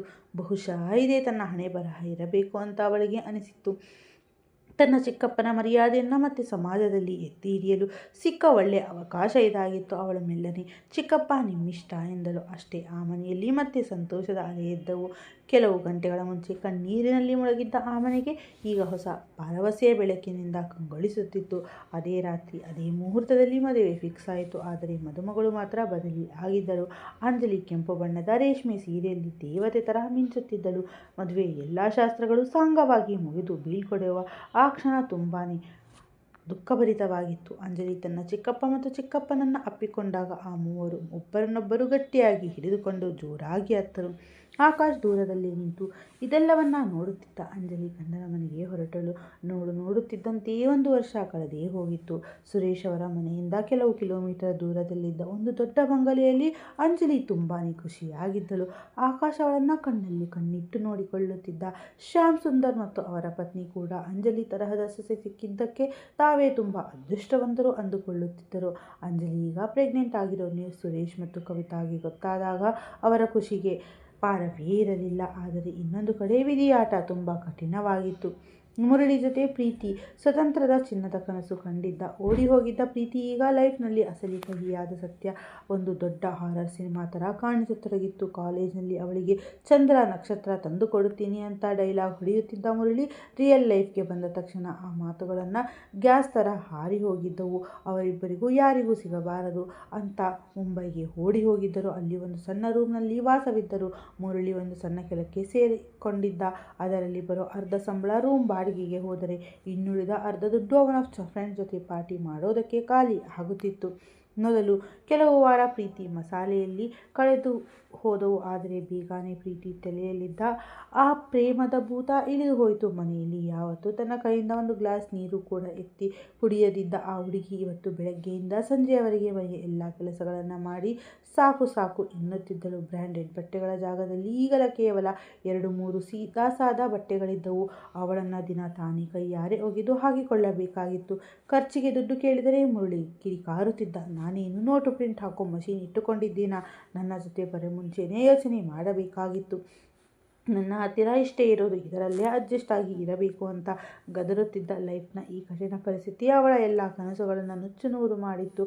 ಅವಳಿಗೆ ತನ್ನ ಅಪ್ಪನ ಆ ದೊಡ್ಡ ಮನೆ, ಅಮ್ಮನ ಪ್ರೀತಿ, ಅಂಜಲಿಯ ಸಪೋರ್ಟ್ ಎಲ್ಲವೂ ತುಂಬಾ ನೆನಪಾಗುತ್ತಿತ್ತು. ಒಂದು ದಿನ ಪ್ರೀತಿಗೆ ಜೋರಾಗಿ ಜ್ವರ ಬಂತು. ಅವಳು 2 ದಿನ ಬೆಡ್ ಮೇಲಿಂದ ಏಳಲೇ ಇಲ್ಲ. ಆದರೆ ಅವಳ ಗಂಡ ಅವಳನ್ನು ಒಬ್ಬ ಡಾಕ್ಟರ್ ಹತ್ತಿರ ಕರೆದುಕೊಂಡು ಹೋಗಬೇಕು ಅನ್ನೋ ಕನಿಷ್ಠ ಜವಾಬ್ದಾರಿಯನ್ನೂ ಇರಲಿಲ್ಲ. ಅವಳಿಗೆ ತಿನ್ನಲು ಅಥವಾ ಕುಡಿಯಲು ಏನಾದರೂ ಕೊಡಬೇಕು ಅನ್ನೋ ಕಾಳಜಿನೂ ಇರಲಿಲ್ಲ. ಆ ಒಂಟಿತನ ಮತ್ತು ಕಾಯಿಲೆಯ ಪರಿಸ್ಥಿತಿ ಪ್ರೀತಿಗೆ ಕಂಪ್ಲೀಟ್ ಆಗಿ ಕುಗ್ಗಿಸಿಬಿಟ್ಟಿತ್ತು. ಅಂದು ಅವಳು ಒಂದು ಗಟ್ಟಿ ನಿರ್ಧಾರ ತೆಗೆದುಕೊಂಡಳು. ತನ್ನ ಹತ್ತಿರ ಉಳಿದಿದ್ದ ಲಾಸ್ಟ್ ಚಿನ್ನದ ಓಲೆಯನ್ನು ಮಾರಿ ಟ್ರೈನ್ ಟಿಕೆಟ್ ಬುಕ್ ಮಾಡಿಕೊಂಡು ತನ್ನ ಸ್ವಂತ ಊರು ಕಡೆ ಪ್ರಯಾಣ ಬೆಳೆಸಿದಳು. ತನಗೆ ಮನೆಯಲ್ಲಿ ಕ್ಷಮೆ ಸಿಗುತ್ತೆ ಅನ್ನೋ ಗ್ಯಾರಂಟಿ ಅವಳಿಗೆ ಇರಲಿಲ್ಲ. ಆದರೆ ಒಂದು ಸಲ ತನ್ನ ಹೆತ್ತವರನ್ನು ಕಣ್ಣಾರೆ ನೋಡಬೇಕು, ಅವರ ಕಾಲಿಗೆ ಬಿದ್ದು ತಾನು ಮಾಡಿದ ತಪ್ಪಿಗೆ ಕ್ಷಮೆ ಕೇಳಬೇಕು ಅಂತ ಮಾತ್ರ ಅವಳು ಅಂದುಕೊಂಡಿದ್ದಳು. ಅವಳು ತನ್ನ ಮನೆ ಬಾಗಿಲಿಗೆ ಬಂದು ಕಾಲಿಟ್ಟ ತಕ್ಷಣ ಮೆಲ್ಲನೆ ಬಾಗಿಲು ತಟ್ಟಿದಳು. ಕವಿತಾ ಬಾಗಿಲು ತೆರೆದು ಎದುರುಗಡೆ ಹಳೆ ಬಟ್ಟೆ ಧರಿಸಿ ಕೆದರಿದ್ದ ಜುಟ್ಟು, ಅತ್ತು ಉಬ್ಬಿ ಹೋಗಿದ್ದ ಕಣ್ಣುಗಳೊಂದಿಗೆ ನಿಂತಿದ್ದ ಪ್ರೀತಿಯನ್ನು ನೋಡಿ ಅವರಿಗೆ ಒಂದು ಕ್ಷಣ ಏನು ಮಾಡಬೇಕು ಅಂತ ತಿಳಿಯಲೇ ಇಲ್ಲ. ನೀನಾ? ಕವಿತಾ ಅವರ ಧ್ವನಿ ತುಂಬಾ ಕಠಿಣತೆ ಇತ್ತು. ಇಲ್ಲಿಗೆ ಬರೋದಕ್ಕೆ ನಿನಗೆ ಎಷ್ಟು ಧೈರ್ಯ ಇರಬೇಕು? ಪ್ರೀತಿಯ ಕಾಲುಗಳು ನಡುಗಿದ್ದವು. ಅವಳು ನೇರವಾಗಿ ತನ್ನ ಅಮ್ಮನ ಕಾಲಿಗೆ ಬಿದ್ದು ಬಿಟ್ಟಳು. ಅಮ್ಮ, ನನ್ನನ್ನು ಕ್ಷಮಿಸಿ ಬಿಡಮ್ಮ, ನಾನು ತುಂಬಾ ದೊಡ್ಡ ತಪ್ಪು ಮಾಡಿಬಿಟ್ಟೆ ಎಂದು ರೋಧಿಸಿದಳು. ಕವಿತಾ ಒಂದು ಹೆಜ್ಜೆ ಹಿಂದೆ ಇಟ್ಟರು. ಅವನ ಕಣ್ಣಲ್ಲಿ ನೀರಿದ್ದರೂ ಮುಖದಲ್ಲಿ ಮಾತ್ರ ಕೋಪವಿತ್ತು. ಕ್ಷಮೆನಾ? ನಮ್ಮ ಇಡೀ ಮರ್ಯಾದೆ ಮಣ್ಣು ಪಾಲಾಗುವಾಗ ನಿನಗೆ ನಾವು ನೆನಪಾಗಲಿಲ್ಲವಾ? ಆ ಮುರಳಿ ಜೊತೆ ಮಜಾ ಮಾಡುವಾಗ ನಿನಗೆ ನಿನ್ನ ಹೆತ್ತವರು ನೆನಪೇ ಇರಲಿಲ್ಲವಾ ಎಂದರು. ಅಷ್ಟರಲ್ಲಿ ಒಳಗಡೆಯಿಂದ ಸುರೇಶ್ ಅವರ ಧ್ವನಿ ಕೇಳಿಸಿತು. ಯಾರು ಕವಿತಾ ಅಲ್ಲಿ? ಯಾರು ಇಲ್ಲ ರೀ ಅಂತ ಕವಿತಾ ಕಠಿಣವಾಗಿ ಆನ್ಸರ್ ಮಾಡಿ ಬಾಗಿಲು ಹಾಕಲು ಹೋದರು. ಅಪ್ಪ ಅಂತ ಪ್ರೀತಿ ಜೋರಾಗಿ ಕಿರಿಚಿದ ಧ್ವನಿ ಕೇಳಿ ಸುರೇಶ್ ತಕ್ಷಣ ಹೊರಗೆ ಬಂದರು. ತನ್ನ ಮಗಳನ್ನು ಇಂಥ ಕೆಟ್ಟ ಪರಿಸ್ಥಿತಿಯಲ್ಲಿ ನೋಡಿ ಅವರ ಹೆಜ್ಜೆಗಳು ಅಲ್ಲೇ ನಿಂತು ಹೋದವು. ಒಬ್ಬ ತಂದೆಯ ಹೃದಯ ಕರಗಿದರು. ಅವರು ತಮ್ಮ ಎಮೋಷನಲ್ ಕಂಟ್ರೋಲ್ ಮಾಡಿಕೊಂಡು, ಪ್ರೀತಿ, ಅವರ ಧ್ವನಿಯಲ್ಲಿ ನೋವಿತ್ತು, ನೀನು ಮಾಡಿದ ಕೆಲಸಕ್ಕೆ ಈ ಮನೆಯಲ್ಲಿ ಕ್ಷಮೆ ಇಲ್ಲ. ಅಪ್ಪ, ನನಗೆ ಗೊತ್ತು, ನಾನು ನಿಮಗೆ ತುಂಬ ನೋವು ಕೊಟ್ಟಿದ್ದೀನಿ. ಮುರಳಿ ನನಗೆ ಮೋಸ ಮಾಡಿದನಪ್ಪ, ನನಗೆ ಸುಳ್ಳು ಆಸೆಗಳನ್ನು ತೋರಿಸಿದ. ನಾನು ಕುರುಡಿಯಾಗಿ ಬಿಟ್ಟಿದ್ದೆ. ಪ್ರೀತಿಯೇ ಪ್ರಪಂಚ ಅಂದುಕೊಂಡಿದ್ದೆ. ಆದರೆ ಲೈಫ್ ನನಗೆ ತುಂಬ ದೊಡ್ಡ ಪಾಠ ಕಲಿಸಿದೆ ಅಪ್ಪ. ನನಗೆ ನೀವು, ಅಮ್ಮ, ಅಂಜಲಿ ಎಲ್ಲಾನು ತುಂಬ ನೆನಪಾಗ್ತಿದ್ರಿ ಎಂದರು. ಅಷ್ಟರಲ್ಲಿ ಹಿಂದುಗಡೆಯಿಂದ ಒಂದು ಕಾರ್ ಬಂದು ನಿಂತಿತ್ತು. ಅದರಲ್ಲಿ ಅಂಜಲಿ ಮತ್ತು ಆಕಾಶ್ ಕೆಳಗಿಳಿದರು. ಅಂಜಲಿ ತುಂಬು ಗರ್ಭಿಣಿ. ಅವಳ ಮುಖದಲ್ಲಿ ಹೊಸ ಕಳೆ ಇತ್ತು. ಆದರೆ ಬಾಗಿಲ ಹತ್ತಿರ ಪ್ರೀತಿನ ನೋಡಿ ಅವಳು ಅಲ್ಲೇ ಸ್ಟ್ರಕ್ ಆದಳು. ಪ್ರೀತಿ ಓಡಿ ಹೋಗಿ ಅಂಜಲಿ ಕಾಲಿಗೆ ಬಿದ್ದು ಬಿಟ್ಟಳು. ಅಂಜಲಿ, ನನ್ನನ್ನು ಕ್ಷಮಿಸಿಬಿಡು. ನೀನಾದರೂ ಅಪ್ಪ ಅಮ್ಮನಿಗೆ ಹೇಳು, ನನಗೆ ಕ್ಷಮೆ ಕೊಡಿಸೋಕ್ ಎಂದು ಅತ್ತಳು. ಅಂಜಲಿ ತಕ್ಷಣ ಪ್ರೀತಿನ ಮೆಲ್ಲಗೆ ಮೇಲೆ ಎತ್ತಿ ತನ್ನ ಎದೆಗೆ ಅಪ್ಪಿಕೊಂಡಳು. ಅಳಬೇಡ ಪ್ರೀತಿ, ನಾನು ತುಂಬಾ ಕೆಟ್ಟವಳು ಅಲ್ವಾ ಎಂದಳು ಪ್ರೀತಿ. ನೀನು ಕೆಟ್ಟವಳಲ್ಲ ಪ್ರೀತಿ ಎನ್ನುತ್ತಾ ಅಂಜಲಿ ಅವಳ ಕಣ್ಣೀರನ್ನು ಒರೆಸಿದಳು. ನೀನು ಕೇವಲ ಒಂದು ತಪ್ಪು ಮಾಡಿದೆ ಅಷ್ಟೇ, ತಪ್ಪುಗಳನ್ನು ಸರಿಪಡಿಸಿಕೊಳ್ಳಬಹುದು ಎಂದಳು. ಆಮೇಲೆ ಅಂಜಲಿ ತನ್ನ ಚಿಕ್ಕಮ್ಮನ ಕಡೆ ನೋಡಿದಳು. ಚಿಕ್ಕಮ್ಮ, ತಪ್ಪು ಅನ್ನೋದು ಯಾರಿಂದ ಬೇಕಾದರೂ ಆಗಬಹುದು. ತಾನು ಮಾಡಿದ ತಪ್ಪಿಗೆ ಪ್ರೀತಿಗೆ ಆಲ್ರೆಡಿ ದೊಡ್ಡ ಶಿಕ್ಷೆ ಸಿಕ್ಕಿಬಿಟ್ಟಿದೆ. ಈಗಲೂ ನೀವು ಅವಳನ್ನು ಕ್ಷಮಿಸದಿದ್ದರೆ ಅವಳು ಕಂಪ್ಲೀಟಾಗಿ ಡಿಪ್ರೆಷನ್ಗೆ ಹೋಗ್ತಾಳೆ. ಆದರೆ ಪ್ರೀತಿನ ಮನೆಯೊಳಗಡೆ ಸೇರಿಸಿಕೊಳ್ಳಲು ಸುರೇಶ್ ದಂಪತಿ ಒಪ್ಪುತ್ತಲೇ ಇರಲಿಲ್ಲ. ಆದರೆ ಅಂಜಲಿ ಆಡಿದ ಮಾತಿಗೆ ಚಿಕ್ಕಮ್ಮ ಮತ್ತು ಚಿಕ್ಕಪ್ಪ ಇಬ್ಬರು ಎದುರು ಮಾತನಾಡಲು ಸಾಧ್ಯವಾಗಲಿಲ್ಲ. ಅಂಜಲಿ ಪ್ರೀತಿ ಕೈ ಹಿಡಿದುಕೊಂಡಳು. ಬಾ ಪ್ರೀತಿ, ಮನೆಯೊಳಗಡೆ ಬಾ. ನಿನ್ನ ಹತ್ತಿರ ತುಂಬ ವಿಷಯಗಳನ್ನು ಮಾತನಾಡಬೇಕಿದೆ, ತುಂಬ ವಿಷಯಗಳನ್ನು ಹೇಳಬೇಕಾಗಿದೆ. ನೀನು ಬಂದಿದ್ದು ತುಂಬಾ ಒಳ್ಳೆಯದಾಯಿತು. ನನ್ನ ಮಗುವಿಗೆ ಒಬ್ಬ ಚಿಕ್ಕಮ್ಮನ ಅಗತ್ಯ ಇತ್ತು. ಇದನ್ನು ಕೇಳಿ ಪ್ರೀತಿಯ ಕಣ್ಣುಗಳಲ್ಲಿ ಖುಷಿ ಮತ್ತು ಆಶ್ಚರ್ಯ ಒಟ್ಟಿಗೆ ಕಂಡವು. ಮನೆಯೊಳಗಡೆ ಎಲ್ಲರೂ ಒಟ್ಟಿಗೆ ಕುಳಿತುಕೊಂಡರು. ಸುರೇಶ್ ಪ್ರೀತಿಗೆ ಕೇಳಿದರು, ಮುರಳಿಯ ಬಗ್ಗೆ ಏನೂ ಯೋಚನೆ ಮಾಡಿದ್ದೀಯಾ? ನಾನು ಅವನಿಂದ ಕಂಪ್ಲೀಟಾಗಿ ದೂರ ಆಗ್ತೀನಿ ಅಪ್ಪ ಅಂತ ಪ್ರೀತಿ ಗಟ್ಟಿಯಾಗಿ ಹೇಳಿದಳು. ಅವನು ನನಗೆ ದೊಡ್ಡ ಚೀಟ್ ಮಾಡಿದ್ದಾನೆ. ಇನ್ಮೇಲೆ ನಾನು ಯಾವುದಾದರೂ ಒಂದು ಕೆಲಸಕ್ಕೆ ಸೇರಿ ಸಣ್ಣದಾದರೂ ಸರಿ ನನ್ನ ಸ್ವಂತ ಕಾಲ ಮೇಲೆ ನಾನು ನಿಂತುಕೊಳ್ಳುತ್ತೇನೆ ಎಂದಳು. ಸುರೇಶ್ ಹೆಮ್ಮೆಯಿಂದ ಮಗಳ ಮುಖ ನೋಡಿದರು. ಮುರಳಿ ಮೋಸ ಮಾಡಿದ ಅಂತ ಅಳ್ತಾ ಕೂರದೆ ಲೈಫ್ನಲ್ಲಿ ಮುಂದೆ ಹೋಗಲು ಡಿಸಿಷನ್ ತೆಗೆದುಕೊಂಡಿದ್ದು ಅವರಿಗೆ ಇಷ್ಟ ಆಯಿತು. ಕೆಲವು ದಿನಗಳಲ್ಲೇ ಪ್ರೀತಿ ಒಂದು ಕಂಪನಿಯಲ್ಲಿ ಕೆಲಸಕ್ಕೆ ಸೇರಿದಳು. ಮುರಳಿಯಿಂದ ಲೀಗಲ್ ಆಗಿ ಡಿವೋರ್ಸ್ ಕೂಡ ತೆಗೆದುಕೊಂಡಳು. ಅವಳು ತನ್ನ ಲೈಫನ್ನು ಹೊಸದಾಗಿ ಸ್ಟಾರ್ಟ್ ಮಾಡಲು ನಿರ್ಧರಿಸಿದಳು. ಅಂಜಲಿ ಆಸ್ಪತ್ರೆಯಲ್ಲಿ ಗಂಡು ಮಗುವಿಗೆ ಜನ್ಮ ನೀಡಿದಳು. ಅವಳನ್ನು ನೋಡಲು ಆಸ್ಪತ್ರೆಗೆ ಓಡಿ ಬಂದ ಮೊದಲ ವ್ಯಕ್ತಿ ಪ್ರೀತಿ. ಅವಳು ಅಂಜಲಿ ಮಗುವನ್ನು ಕೈಗೆತ್ತಿಕೊಂಡು, ನಾನು ಇವನಿಗೆ ಈ ಪ್ರಪಂಚದಲ್ಲಿ ಬೆಸ್ಟ್ ಆಗಿ ಇರ್ತೀನಿ ನೋಡು ಎಂದಳು. ಅಂಜಲಿ ಮುಗುಳ್ನಗುತ್ತಾ, ಒಂದು ದಿನ ಕಣ್ಣೀರಿನ ಕಡಲಾಗಿದ್ದ ಈ ಮನೆ ಇವತ್ತು ಸಂತೋಷದಿಂದ ತುಂಬಿ ಹೋಗಿತ್ತು. ಅಂಜಲಿಯ ದೊಡ್ಡ ಗುಣ ಆಕಾಶ್ನ ಜಾಣ್ಮೆ, ಪ್ರೀತಿಯ ಪಶ್ಚಾತ್ತಾಪ ಮತ್ತು ಹೆತ್ತವರ ಕ್ಷಮೆಯ ಗುಣ ಇವೆಲ್ಲವೂ ಸೇರಿ ಒಂದು ಒಡೆದು ಹೋಗಿದ್ದ ಕುಟುಂಬವನ್ನು ಮತ್ತೆ ಒಂದಾಗಿಸಿತು. ವಿಧಿ ಈ ಒಂದು ಆಟದ ಕಥೆಯಲ್ಲಿ ಅಂಜಲಿ ತೆಗೆದುಕೊಂಡ ಈ ಗಟ್ಟಿ ನಿರ್ಧಾರದ ಬಗ್ಗೆ ನಿಮಗೆ ಏನನ್ನಿಸ್ತು? ಅನಿಸಿಕೆಗಳನ್ನು ಕಮೆಂಟ್ ಬಾಕ್ಸ್ನಲ್ಲಿ ತಿಳಿಸಿ. ಜೊತೆಗೆ ಈ ಕಥೆಯನ್ನು ಶೇರ್ ಮಾಡಿ. ಈ ಚಾನಲ್ಗೆ ಹೊಸಬರಾಗಿದ್ದರೆ ದಯವಿಟ್ಟು ಚಾನಲನ್ನು ಸಬ್ಸ್ಕ್ರೈಬ್ ಮಾಡಿಕೊಳ್ಳಿ. ಧನ್ಯವಾದಗಳು. ಮತ್ತೆ ಮುಂದಿನ ಕಥೆಯೊಂದಿಗೆ ಭೇಟಿಯಾಗೋಣ. ಅಲ್ಲಿಯವರೆಗೂ ಖುಷಿಯಾಗಿರಿ, ಆರೋಗ್ಯವಾಗಿರಿ. ಧನ್ಯವಾದಗಳು.